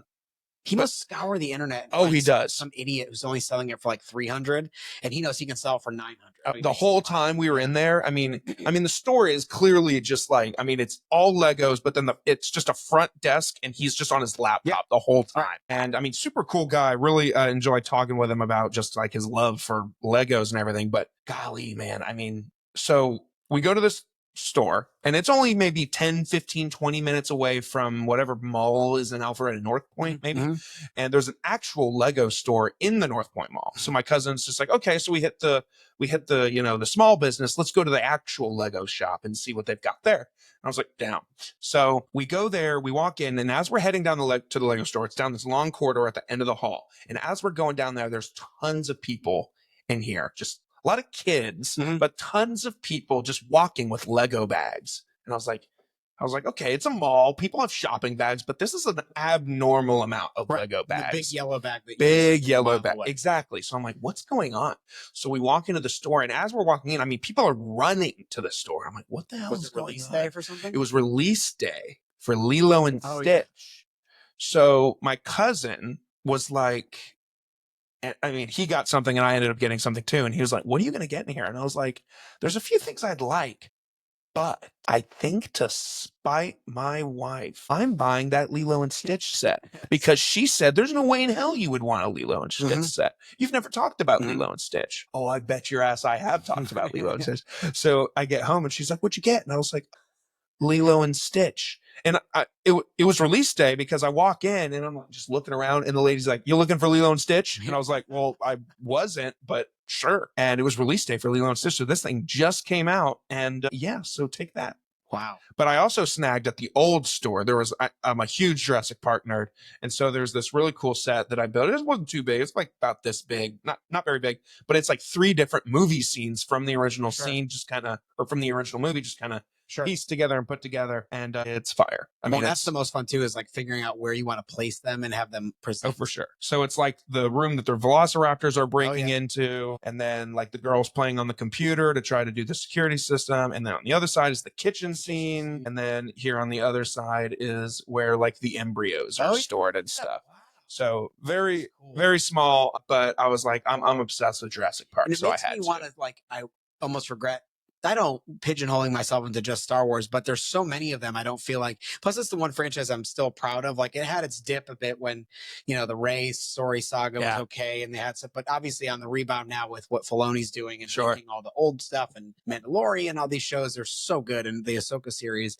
And I trust where that's going. Whereas like in the MCU, everything peaked with Infinity War and then it's kind of been downhill and they're kind of struggling. And I just saw Captain America Brave New World and I liked it. I thought it was good enough to keep everything going. They still have so many holes with their shows not being good, Eternals just being pushed out to sea, and meanwhile they reference it in this new Brave New World movie. I was gonna say, like, the fact that they have a whole battle scene with the celestial like popping out of the ocean. It's like, we haven't acknowledged this in 5 years, but now we feel like we have to, because it's just it's just a piece that we never continue. Same thing with like by the time this will come out, it's been a couple months since the movie's come out. So if you really wanted to see it, you've seen it. Sure. So with them, all my buddies asked me the day after I saw it, they're like, "How was the new Captain America movie?" And I said, the sequel to Incredible Hulk was great. Yes, correct. Because this was a sequel to the Incredible Hulk.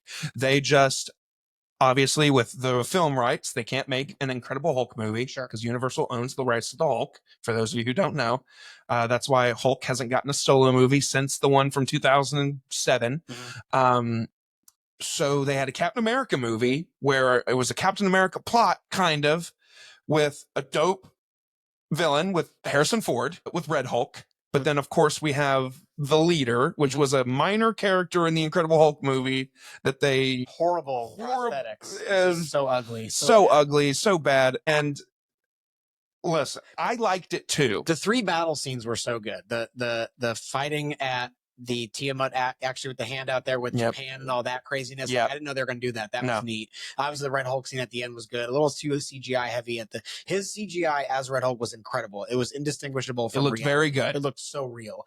But at the end with the cherry blossoms, that was so green screened. It was like they rushed it. Yeah. And then obviously the other fight scenes, obviously we did the shootout in the White House with Isaiah Bradley. Yeah. That was, I thought, but then that weird Israeli soldier that, if you look it up in the MCU, she actually is like, she wears like the Star of David and has like Israeli colors. Really? Like, oh yeah, she's like basically, like Captain Israel. Captain Israel, like almost. Oh really? To that, but they, because of politics, they didn't want to go down that road, which is so silly. Then don't introduce that character. Have her just be some random former Black Widow agent instead of that cool character. So that's what, so that makes, I didn't know that. I just thought she was just some lady. Yeah, no, that's what it was, which was, I read stuff up on it, but it's like, but to say all that with the MCU, back to the Lego thing, is it's like, I didn't trust where the MCU was going, and it turned out to be true, because She-Hulk was a disaster. I mean, no one cared about Echo. I tried to get into Agatha all along, and it was fine. It was good. And I know that they're going to get to where they bring in the X-Men, and they're going to redo the X-Men, and that's, I think, where we're going to get to some good MCU stuff finally, if they can get out of their own way. Where do you think, or how do you think, where is your hype level and hope level for Fantastic Four? Very high. That trailer was very good. I thought it was neat. I thought the other Fantastic Four movies were horrible. So I think this is the way this one's panning out in taking place whenever it takes place, wherever it takes place, with the way they're kind of folding back the multiverse, because it was too confusing. The Kang character, obviously in real life, he got in trouble and he might come back, who knows, but they've realized that the multiverse stuff is too much. So they're trying to, I think, bring it back in, and it looks like Fantastic Four is going to do some sort of way to tie the multiverses to where we're back to the one main timeline that Loki's holding together to get back to that reality, because jumping around like that is just, it's too much to handle. And it's like, it opens the possibility to be like, oh, well, so-and-so died, but they can be alive over there. So you can reintroduce Captain America. And it's like, okay, that's why when they showed Chris Evans and we thought he was Captain America and Deadpool Wolverine, he was that variant of Johnny Storm. Storm was so awesome because I was like, oh, okay, it's another Captain America. That's neat. But when they went that route, I was like, okay, they know what they're doing. So yeah, I'm hyped for Fantastic Four. And Thunderbolts, I heard, tested really well, which is good because they said Brave New World tested horribly. Okay. So if that's testing well with that storyline, I just don't know how a bunch of ragtag guys with no real powers are going to take down this Superman. Yeah. Like he's basically the MCU's sort of Superman in it. Unless there's a surprise that they're, because I've seen a lot of the marketing and, it's Thunderbolts asterisk. Right. And I'm like, what's that mean? Yeah. Are they waiting until the week of, and they're just going to say, oh, it's the Dark Avengers. And, oh, look, there's our version of Iron Man or something, or there's some kind of surprise. But yeah, I don't know. I hope it's good. Back to the movies. Like the shows ran their course. I don't think they're hitting the way they wanted or thought they would. Daredevil drops today. See, I never watched any of the Daredevils. That's one homework assignment through the MCU I haven't done, but I've looked at all the ratings and friends of mine have said it's unbelievable. So I'm currently watching Silo on. I've heard that's the shit. Awesome. I binge watched it in 2 weeks up until I have 4 episodes left. So I'll be done with that. My wife and I started Severance, which I want to catch up to because it's so topical right now. Everyone's talking about it. As did we, although we're like on episode 6 of season 1 of Severance. And me and my wife talked about it last night. I was like, we need to keep watching Severance because the new season's out. My buddy texted me while we were in Mexico. He's like, dude. Yeah. And she was just like, honestly, every episode we've watched of that, I have no idea what's going on. It's your show now. You don't have to watch it with me. So my wife gets that way a lot, and she didn't even want to get into Silo. She wants to watch Severance. Daredevil, she's into Star Wars and into Marvel. I remember when she had never seen Star Wars. She loved Harry Potter though, and is into sci-fi enough to where she said she wanted to see The Force Awakens when it came out. So we actually, pre-kids of course, we actually watched, in one night we watched 4. Well, no, we watched them in order. I said, let's watch them 1 through 6 just because of the storytelling. Sure. But she knew how it actually went. Sure. We watched 1, 2, and 3 from like 6 p.m. to like 2 in the morning. We watched them all in a row. Don't lie. You just told your kids to wait in their rooms. They weren't born yet. They were not around. Right. Still had hair, pre-kids. And then we go to we wake up in the morning we woke up at 7 a.m. and this up for 5 hours to watch the next 3 in a row to then go to see the 6:30 whatever showing of Force Awakens that night. So we watched, what is that? 7 movies in 24 hours. That's insane. Yes. But having said that, she doesn't care about like offshoot stuff like she does for Star Wars. We watch every Star Wars together. But she doesn't care about Moon Knight. Like, no. So, well, Moon Knight was dope, Moon Knight was good, but that was a bad example. We got to a point where she was like, I don't want to watch these anymore. So with Daredevil, I said, well, this is supposed to be very good. She goes, I don't care. I'd rather see the movies when they come on Disney Plus, and I don't care about the shows. So that'll be a show I watch by myself. If and when she hears this, what's her name? Mary Kate. You're correct about most of it. Daredevil is different. I heard it's the unbelievable. Netflix Daredevil shows with Daredevil, Punisher, Luke Cage, Jessica Jones, and Iron Fist. Let me give you the rundown. Iron Fist is not great. Yeah. Jessica Jones is fine. Luke Cage is good. Daredevil is fantastic. And Punisher is in between good and great. But for canon's sake, the only one we have to worry about is Daredevil, right? Well, I don't know, because in the marketing for this new Daredevil, they were like, oh, it's not associated with the Marvel Netflix shows, because those were not canon at the time. But they are now, right? Maybe. I don't know. Because they've said, oh, they're canon, but then they've said, oh, it's the same characters, but just not the same show. So I don't know. So when I see the first episode, I'll let you know if it's canon. All of those Daredevils on Disney Plus now, or are they on Netflix? Ooh, I think they're on Disney Plus now. I think they moved them. I think Disney bought the rights to those because they will eventually have led in. Maybe. I don't know. Is the guy from from She-Hulk? Yes, it's the same. Yeah. Charlie Cox is. No, I'm sorry. The big guy, the big fat guy with the bald head. Yes. What's Kingpin? Kingpin, right. Yes. He was in Hawkeye. That's what he was in. Yes. Hawkeye. And the reason why he was such a big deal in Hawkeye was because he played Kingpin in the Netflix show. So it's the same, and it's I D'Onofrio, right? I think it's the same. Obviously, it's the same actor. I think it's the same Kingpin. Scott. But the marketing they've been very back and forth on, oh, it's the same Daredevil. Oh, no, it's just the same casting, but this is our Daredevil now. But either way, it's gory and bloody and mature. Like, do not watch this one with your kids around. I mean, it is very mature. The language, it's an adult superhero show.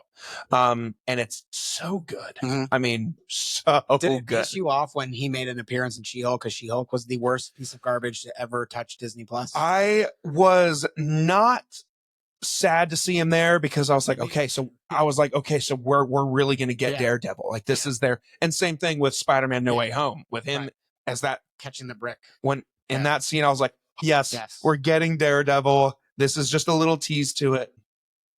God, I love Daredevil, so I can't wait, but I have to wait till tomorrow night because my cousin wants to watch it. Are they dropping them individually? I don't know that either. Probably. They tend to do that on Disney Plus. On Disney Plus, well, they're doing it when they do season 2 of oh my God, what's the season 2 that's coming out from Star Wars? Ahsoka. No, Andor. Oh, when yes. Andor comes out, they're releasing those in clumps because there's like arcs, I guess. So I think they're doing 4 clumps of like 2 and 3, or 3 clumps of 3, where they're doing like this week it's 3 episodes, because they're going to because they all take place in a time period or something. But see, that's why I have to put Daredevil on pause for now, because that comes out soon. I think it's in Daredevil. Andor. I think. It's I don't know. Maybe I think it's April, because I have not seen Andor. I know. So I've tried like 5 times. Did you watch any of the Star Wars, like Clone Wars and Rebels? Oh, absolutely. Okay, yeah. And I've seen Rogue One, which was arguably one of my favorite Star Wars movies. Rogue One. This is going to be blasphemous to Star Wars people, but in my opinion, if you rank all the movies, to me, Rogue One is number 1. I don't think you get a better movie that tells. Okay, thank you. I was holding back because I didn't want to offend you. It's true. Rogue One is the best. If we want to go from a critical standpoint, Rogue One is the best Star Wars movie, period. It is. Point blank done. Solo is further up than people give it credit for. Really? Did you ever see Solo? I did. One time in the theaters. Good. I knowing Loved the Darth Maul. Right. Knowing that Darth Maul, because I hadn't gotten into Rebels and Clone Wars until COVID. So people are like, you should watch it. It's all canon. I'm like, these are kids shows.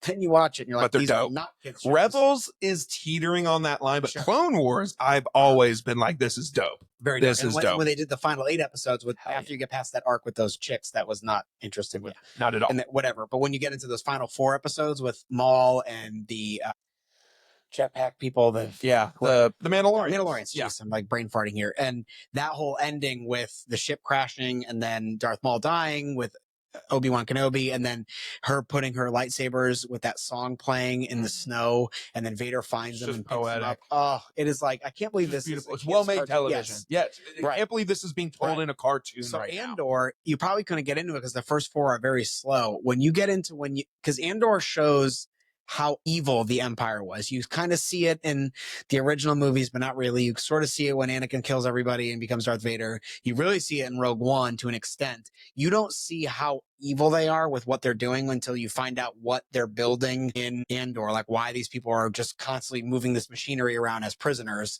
and you see what they're doing and what happens. I don't want to spoil it for you. Please don't, because you're talking me into it. It's so unbelievably dark. And to get into where season 2 is going to go to, then eventually they said it's going to basically go the ending of just like how Rogue One ends and A New Hope starts. Yeah. Andor's final minutes of season 2 are going to end as you meet Galen Erso and Jyn Erso, or maybe not because she's a kid in the beginning, but like when you meet the older Jyn Erso, everybody in Rogue One. Oh, I love that. Yeah, and that's the piece. Like, I love. First of all, are you good? Yeah. About 10 more minutes. Okay. We'll transition to the final piece here in a second. Maybe 15, but 20. We can go. This isn't good. This is about at that time where I text my wife and say, I'm not going to be home. But I also think about too long of a podcast if someone sees like a Joe Rogan when it's 3.5 hours and they go, oh, and then they skip it. Like, that'd be my fear, is that someone sees that this is X amount of hours and goes, I can't listen to this. I think you've got people that would listen to it. Good. I mean, you have a wife. Like she needs, hopefully she does not want to hear me talk for 2 hours. No, she's done enough at home. So. Yeah, that's true. Yeah. I'm gonna give Andor another shot. You're talking me back into it because I feel like I've watched the first couple episodes and just been like, this is so dope. But everybody talks about. People talk about Andor like they talk about Daredevil. Like, you know, Star Wars shows are good, except for The Mandalorian. Of course, Mandalorian's fantastic. But, you know, ADHD totally. Fuck the thought that I was just about to have. What did you think of Skeleton Crew? Very good. Loved it. I liked it Especially too. coming off the Acolyte being so out of Just very mid. and Very just mid. strange and But I liked Skeleton Crew. yeah, It gave me like Goonies vibes. Yeah. And Okay. to think about how you are curious as to where he was in the point of Order 66 happening as what you think as a young Jedi and kind of his whole story. And I'm glad they kind of kept, for the most part, a lot of stuff out of it, from tying in and having like some big cameo of Luke or someone coming in and be like, okay. It felt very detached. Yes. From which is good, because you're learning about how the credits are being done and like what that planet means to that part of the universe. And I just thought, as a standalone, especially with the kids, they told really good stories within that, and every episode was very good, leading to the culmination and ending of it. I thought it was a good filler for when Andor comes out, and then as we keep progressing down in the stories, because Acolyte was just, you know, I think Acolyte can stand alone as what it was. You got to see real quick Darth Plagueis at the end, and I think they don't need to make a season 2, but they can do fast forward to when maybe you just call the episode Sheev Palpatine, and it's a Palpatine prequel that you see and how he meets, you know, him, Plagueis, and what that dynamic looks like. That'd be really good. They just keep doing these one-off shows and not multiple seasons that tell more. That, again, it's all about filling the holes. What's it called? That's Bad Batch. Bad Batch is filling all the gaps of why somehow Palpatine has returned. But what? They don't explain why he's there. Is he a clone? What is he?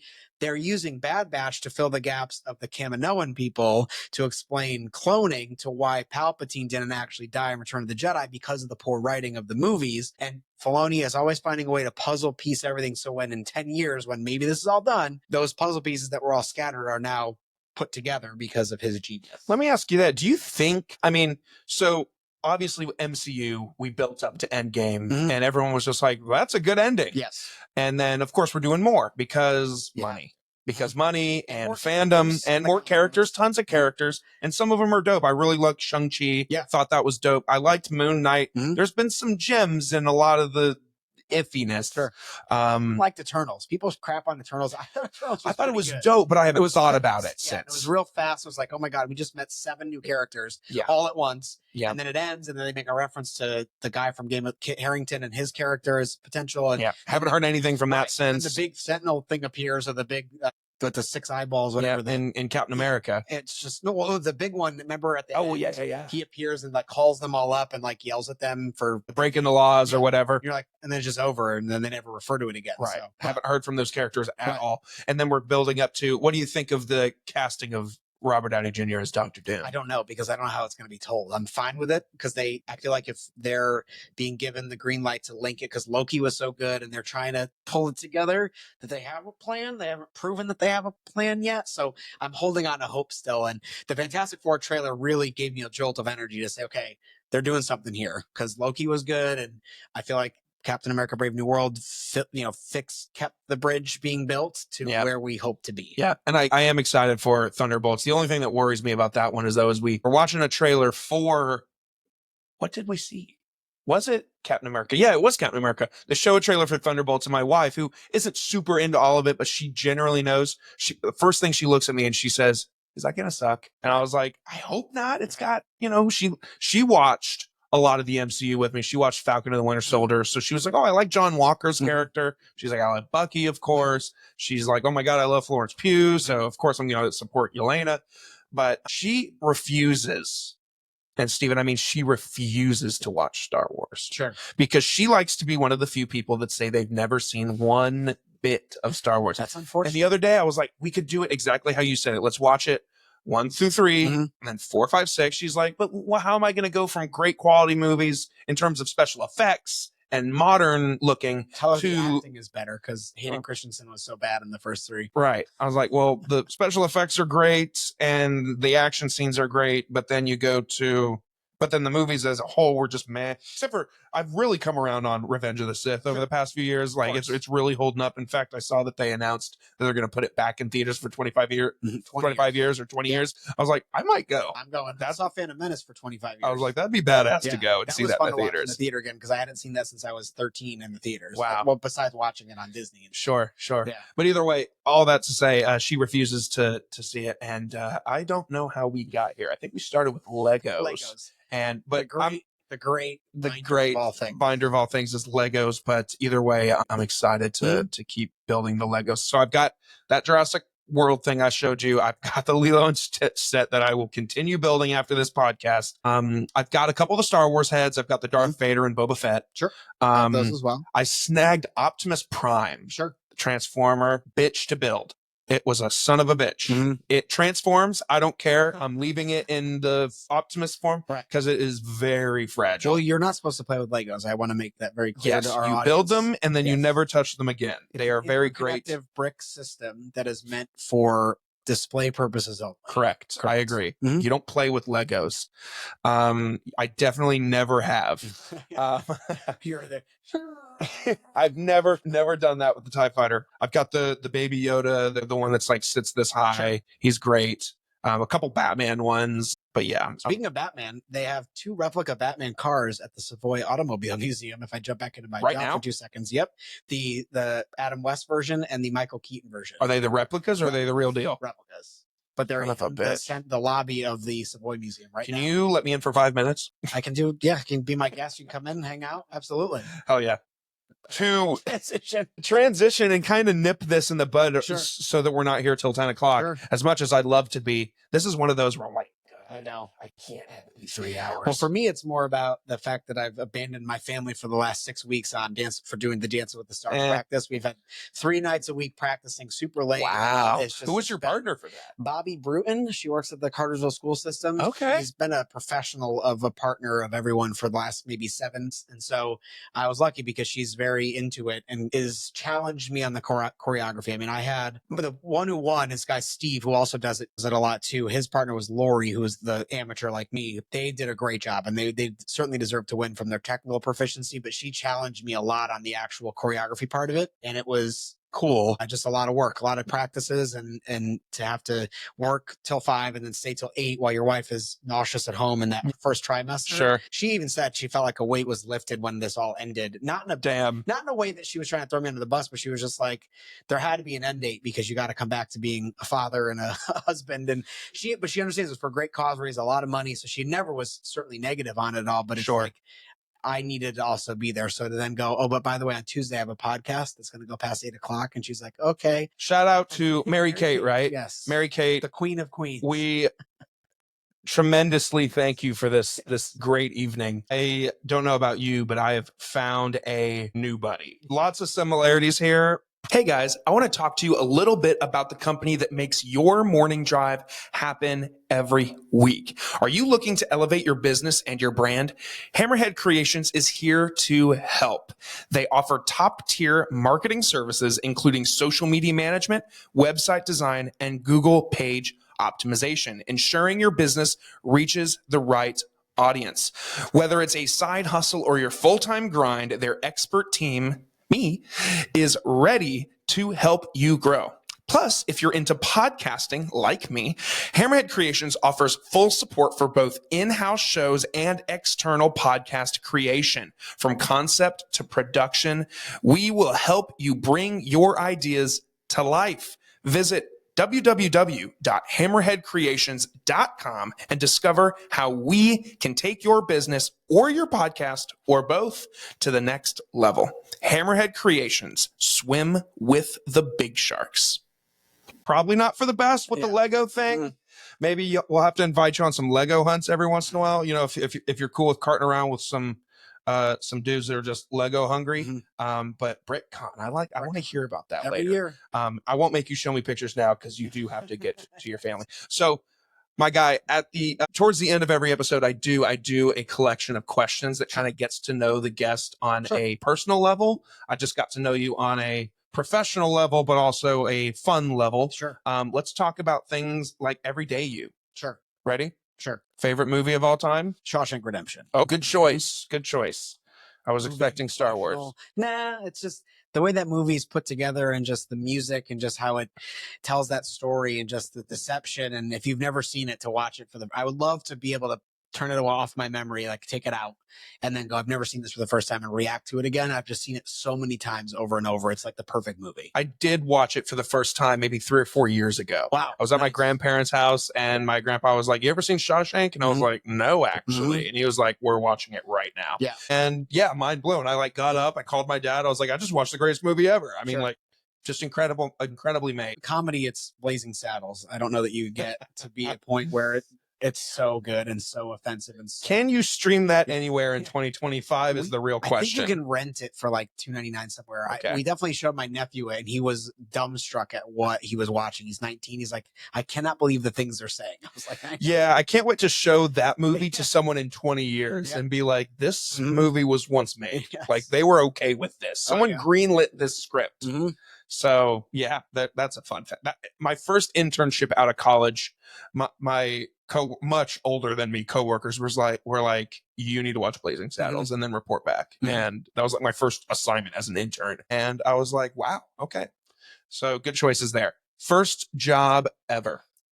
First time you got paid a paycheck. Paperboy. I was at a satchel and the Naugatuck Daily News would deliver these bound with 2 yellow, whatever the ties, and they would have a stack of papers. And I had this little black book that flipped up that everyone's name on it. It was for 1 week of newspapers, which was 6 newspapers. It was Monday through Friday and then a Saturday edition. I'd deliver them every day.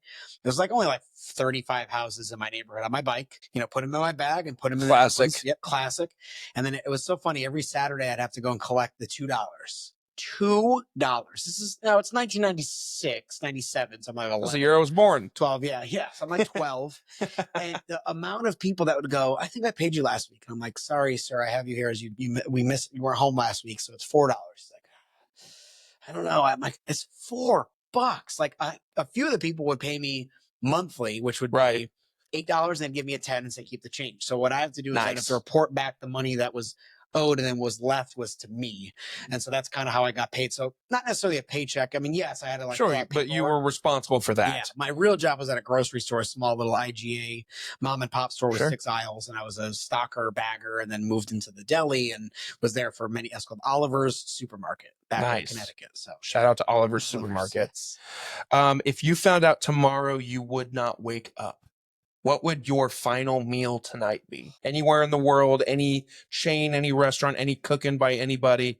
And if you do choose a restaurant, you could just assume that it's cooked to perfection. So like if you roll up to McDonald's for your last meal, you're getting the saltiest and hottest of fries. You're not getting non-salted cold fries for your last meal, which that would be a bummer. Sure. It would be a weird hodgepodge of 3 different things. It would be a couple of slices of Pepe's or Sally's modern, one of the New Haven style pizza places, just to have that last good piece of pizza. It would be a lobster roll from Blue Lobster, not Red Lobster, Blue Lobster on the Berlin Turnpike in Newington, Connecticut. Okay. That makes an unbelievable. So I do a hot lobster. That's the Connecticut lobster roll. The cold lobster with the chopped up with the nasty mayonnaise in is a Maine lobster roll. Connecticut lobster roll is the one that's just full of big meat with butter on a toasted bun. Okay. And then a soft shell crab sandwich from Lenny and Joe's in Madison, Connecticut. It's a deep fried soft shell crab. The legs hang off the bun like this. You bite into it, tons of crab meat, a little bit of tartar sauce on there. Those 3 are like Connecticut staples, which I know I say I'm never going back there. So one thing I miss is that certain styles of food that you can't get down here. So it'd be those 3 things. Those are dope answers. Yeah. You get to organize a music festival for yourself. Who are your 3 headliners? Are they alive or dead? So they could be, I could pick prime of them. Okay. Of course. Prime of that. Billy Joel. Yeah. Billy Joel, Michael Jackson. Okay. And Billy Joel, Michael Jackson, Zach Brown Band. That's a great lineup. Plenty of variety for everybody. Right. I think those 3. I've never seen Zach Brown Band live, but I love 25 of their songs. I know you sing along to, and I've never seen them yet. They performed when Eminem performed at Music Midtown like 8 years ago. Oh, what a choice you'd have to make when they there. did co-headliners, and Eminem hadn't performed in 8 years, and I've never seen him. So I was like, Zach Brown Band goes around all the time, and now I have kids, and of course I haven't seen him yet, but I know one day I will. You will. Eminem, I had to. Oh, I that mean, was the best decision ever. I think that's the right choice. Yes. I mean, that's a tough choice Yeah. to have to choose between someone that you really, really enjoy. But I mean, he's one of the greatest. One of the biggest things, like I can't, and I don't blame my parents for this, it was probably too expensive, but like the fact that knowing what my daughter kind of likes now and what she may like when she's 7, 8, 9, 10, like the fact that they never took me to see MJ, especially like for the Dangerous tour, which is, I was 10. Now you could argue age and, you know, with him and his just style, not the other stuff. Oh, not the other stuff. Like, you know, grabbing his cross. Yeah, it's like, sure. They were a little more protective. A little vulgar. That's probably why they didn't do it, but like knowing that I could have, and then knowing too that the This Is It tour, when he was coming back in 2009 and was going to do a residency in London, that 100% would have come to the US and toured. And I know at that point I would have gone to finally see him, now way past his prime, but at least he's there. And then he died, unfortunately, and I'll never get to see him. I've seen Billy Joel 7 times, and he each time gets progressively worse. And we saw him at Mercedes-Benz 2 years ago. It was him and Lionel Richie. They came to Mercedes. Okay. Lionel Richie's never hasn't missed a beat. He's incredible. Billy Joel has really lost it just because he's 70 something years old. He can't play the piano, and he's toned down his, you know, pitches, like where you think the song and you hear it on the radio from the 70s is up here, it's down here now because he can't hit the notes. But in his prime, oh my God. Yes. Absolutely. Good lineup. On a day that you don't have to work, which I'm sure is few and far between, how do you recharge and take care of yourself? I can't even remember back. Let's just say it's a Saturday morning. It's getting up, it's making breakfast for the family, you know, bacon in the air fryer and toasting bagels, or I make really good homemade Belgian waffles. I love that. Really, I love a Belgian waffle. Very good. Just, I think doing that and then just playing with the kids outside, which is so different from what we used to do back in the day, which is go to the Beltline and have, you know, Bloody Marys at a spot and walk the Beltline, go to Krog Street, go to Ponce. Now it's more of like hanging out with them. My daughter's got a new Power Wheel, so they each have one now. And we're running around with them in the backyard and trying to get them to like go and play with some friends or like take a nap so we can just sit on the couch and relax. We wind down to a lot of old shows on rotations, Parks and Rec, The Office, Arrested Developments, kind of on rotation. Just getting outside and, you know, going downtown Woodstock or downtown Cartersville and just getting a good bite to eat and just hanging out like that. Probably. Yeah, it's a good day. One morning you're going to be making Belgian waffles and you're going to make an extra one and your family's going to be like, what's this? And you're like, oh yeah, some guy's coming by. Just ignore him. He's just going to sit down and pretend like he knows us all. Yeah. He just really wanted a Belgian waffle. He might help you with a Lego. Yeah, don't tempt me with a good time. What is something that very little people know about you? A fun fact about you. I'm an open book, so I say that any secret that I have or something that I've done, I've kind of talk a lot about it. I guess I was going to say, do your coworkers know that you love Legos, but they're on display in your office? Correct. So, I mean, they know. So the one story I always tell, a quick say that story, one for the Super Bowl, and everyone knows this, so it's not terribly a secret, but not like the average person I meet doesn't know. Sure. When the Super Bowl was here in 2019 in Atlanta, I was the liaison for the San Francisco 49ers when they were here, and I got to go to everything they did. I walked around with their ownership and Rams. Yeah. The Patriots won, so I got to watch my team. I was actually getting paid to be with them, and it was like $20 an hour through the NFL, but like I was getting paid money to host the 49ers in a suite, and the owner of the 49ers, Jed York, was so cool. He was just like, you did your job. We're here now. Enjoy the game. So I sat, ate food, watched the Super Bowl with them, watched the Patriots win, escorted them back out. They tipped me $1,000. It was the coolest 72 hours of my life. Holy shit. Crazy. So that's something, but I've told the story before. If you get serious for a minute, I would say that I'm extremely emotional. I get that from my, not like you're sentimental. That's it. It's memories. It's if I make a video to post for my daughter's birthday and you're going to cry. Instagram, I'm going to cry. Yep. I even got upset and kind of let an emotional tear fest happen with post Dancing with the Stars, like on Sunday. Sure. I think it was a confluence of things. I dropped my parents off at the airport. They're going home. They're pushing 70. Not that they're not going to come and visit me in 6 months because they were going to pass away. No, it's more like, what if one of them falls, or what if what happens to have, and they can't come down anymore, and I can only go up and see them. It's like you wonder if it's the last of something. Sure. Older. Of course. So it's that mixed with it being over and just a lot of emotions in that moment. And just, my wife always will go, here we go. And I just tear up about something like you were my dad and we were as a kid and we were like, Dad's crying again. That's it. It's the Berardi side, my mom's side. My papa cried all the time at everything. And my mom never really did. It's just this like male genetic thing because my cousin Andrew, we're the same way. We get emotional about stuff.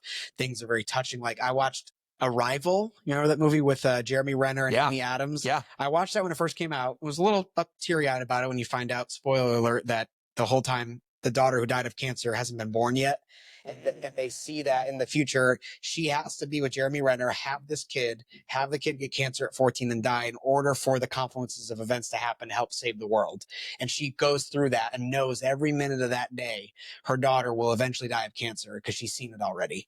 And when I first watched it, it was like, okay, that's kind of sad. The second time that I watched it, when I had a daughter, Yeah. was Just the end of the I world. watched it by myself again, and it was brutal. I mean, I cried for like 30 minutes. It was like my face was like puckered from I lost every single bit of liquid in my face because I cried so much. Wow. Yeah. So that's probably something that's emotional. Yeah, very. Just a couple more. No, this was an alarm that I thought I'd be home by now, and it's totally cool. It was about something else. Just I'll postpone it for when I get home. Perfect. What is something that no amount of money will get you to do? Oh, that's a great. Besides the obvious, like cheat on your wife, murder somebody, kill somebody. No amount of money could get me to do.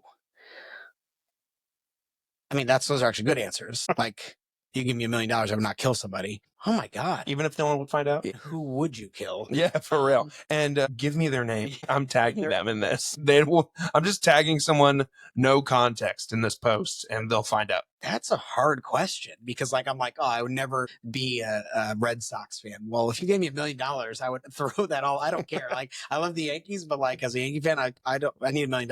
Yeah, for sure. Okay.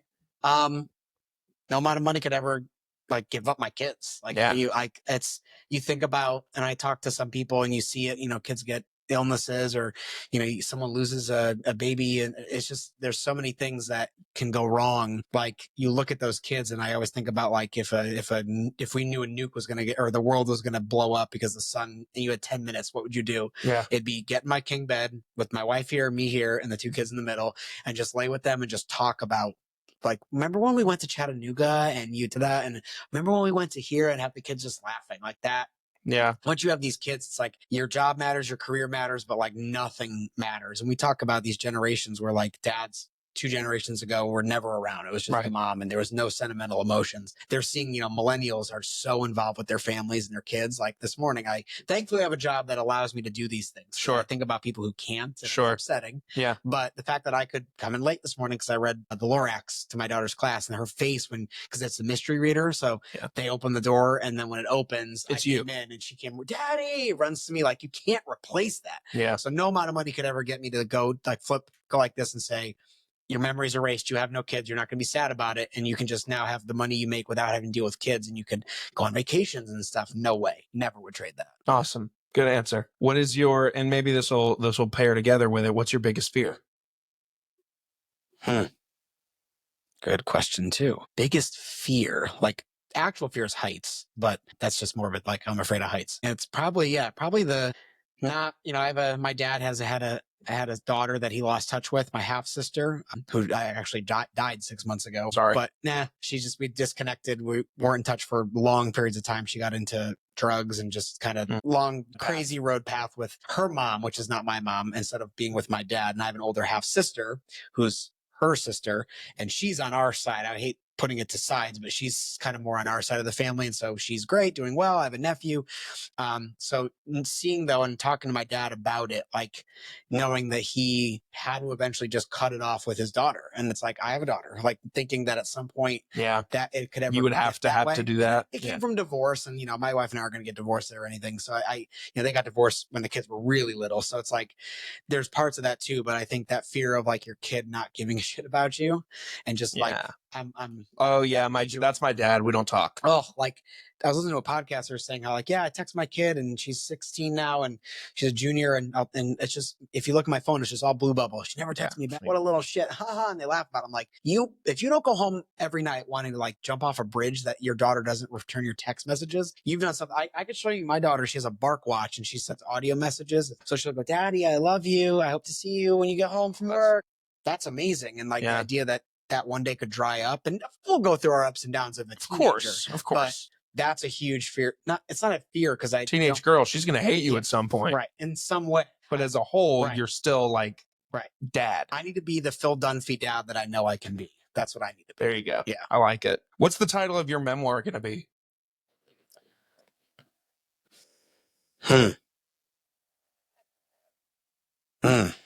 Wow. I'm gonna have to cut out some blank parts here. It's all right. I'll fill it with talking. Yeah. My wife just sent me a text and said, "Are you still there?" Question mark, question mark. Who And I just said, your guess? "What's her name?" Yeah, no. Steven Schumacher is his name. We just talked about Legos and Star Wars for 30 minutes. Because you do give me the vibe of I ask that question to everybody, but you do give me the vibe of a guy who's going to write a book. Are you writing a book right now? Oh, No.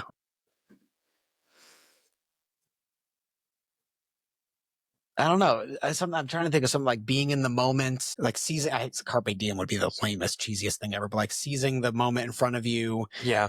Something about being in that moment. The king bed.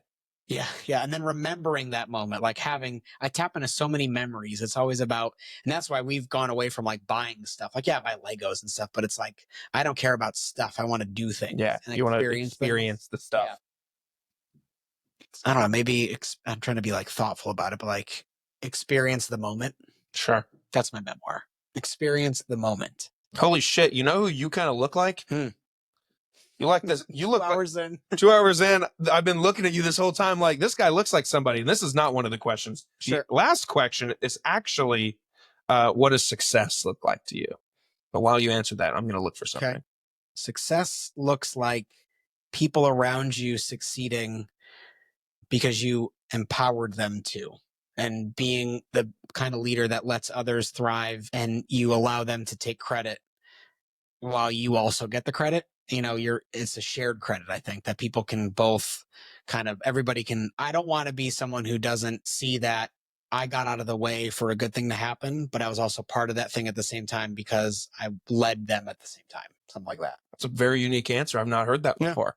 Most people say, freedom, money, enough money to live comfortably. Or the sappier one could be, in 25 years, I'm sitting at a kitchen table with my 3 kids who have spouses and little kids running around in whether it's my house or their house. And hopefully I set them up to do better than we're doing. Sure. And I just look around in that moment at 65 with wrinkled hands and I'm like, yep, this is exactly where I wanted to be 25 years ago. Or 25 years from now, you're in Mexico with your entire family. You get trashed on the first night because you're like, I just brought my whole family to Mexico. Take that, Dad. Take that. You don't look like this guy right now, but in 30 years, you could be this dude. Okay. That actor from he's in a few things. Yeah. He was the villain in Shazam. Yes. I'll take that. Yeah. He's much more jacked than me. He has bigger ears than me, but I'll take it. Yeah. What's his name? Mark Strong. Mark Strong. That sounds made up. No, that's not his. Maybe is that his villain name in Shazam? That doesn't ring a bell. No, Mark Strong. That is his name. Okay. Okay, Mark Strong. Okay. I'll take that. Sweet. Yeah. Thank you. You look like that. I don't know why it kicked in the last minute of the podcast, but trying to make me think who you look like. People tell me that I sound people say that I look like a guy with my facial expressions. What does that mean? They say that I'm very emotive with my eyebrows and eyes and stuff. And they tell me that I remind them of somebody. And every time I'm like, thanks, because the way this guy looks isn't amazing. But if you think about his talent and his comedic chops and just all of that stuff, I'm like, okay, I can see it. You could be Jim Gaffigan's son. Interesting. Yeah. Son, though. I like Jim Gaffigan. Yeah. He delivers his lines like this. Really? He's okay. He's all right. Really? He's kind of funny. People tell me all the time that I remind them of Jack Black. Okay, I can see that. And I don't know. Again, I don't know how you feel about it. I'm like, no, I think it's more just it's the facial stuff. Yeah. But either way. So now, my dude, I give you the chance to, as if we haven't been talking to people this whole time, look to the people. You don't have to actually look at the camera if you don't want to, but tell them what you do, where to find you, how to support you, and everything in between. Cartersville Museum City. That's our new brand. It's the best way to find us. We're just about to relaunch the website. So by the time this airs, it should be completely out there. So CartersvilleMuseumCity.com. Same with our Instagram, Facebook, definitely Instagram. We're really trying to grow that. Come and see us. Come visit us when this visitor center is open. This airs. It'll be weeks away from the visitor center actually opening right in downtown Cartersville at the train depot. We're calling it the Depot in Friendship Plaza. You'll see our staff there, come to our events, see our museums, spend your money in Bartow County in Cartersville. That's where you'll mostly find us doing our thing and try something new, try something different. You know, the Etowah River, we do kayaking down the Harley that connects the Etowah River. Go check out our brewery, John Valley. It's one of the best breweries in the state of Georgia. Forget Sweetwater, love Sweetwater, but go find a new spot. We have a second location in New Harley, right along the New Harley Creek. Beautiful out there. Check out something weird, Old Car City. It's this really strange collection of old junk cars and sitting on like 14 acres and off of a 411. So check that out. Stay at Barnsley. That's all the stuff I have to say about Cartersville in particular. But definitely check us out, and we would love to have you host you up there in Cartersville. Heck yeah. Cool. Yeah. Guys, I'll make sure that links to their website, socials, and stuff is in the description of the episode. So if you're intrigued by anything we talked about before Lego, or Marvel or Star Wars, whatever, for all of our fun fanboys and nerds and stuff out there, I hope they enjoyed that piece. It's been a while since I've actually gotten to talk about that kind of stuff on a podcast, because I used to all the time. Mm-hmm. But since I've rebranded, I mean, most of my guests are not trying to talk about Star Wars. So the fact that when I brought Lego up and you gave me a high five, I was like, oh, French secured. Yeah. I'm surprised you didn't tear up there. I kind of did. But in all seriousness, thank you so much for, like you said, you have been crazy busy the last few weeks with the Dancing with the Stars thing, and you took time away from your family to do this with me. Sure. I appreciate that tremendously, more than you'll ever know. It's an honor to have been sitting with you. I see your face everywhere, so the fact that you're here with me is really cool.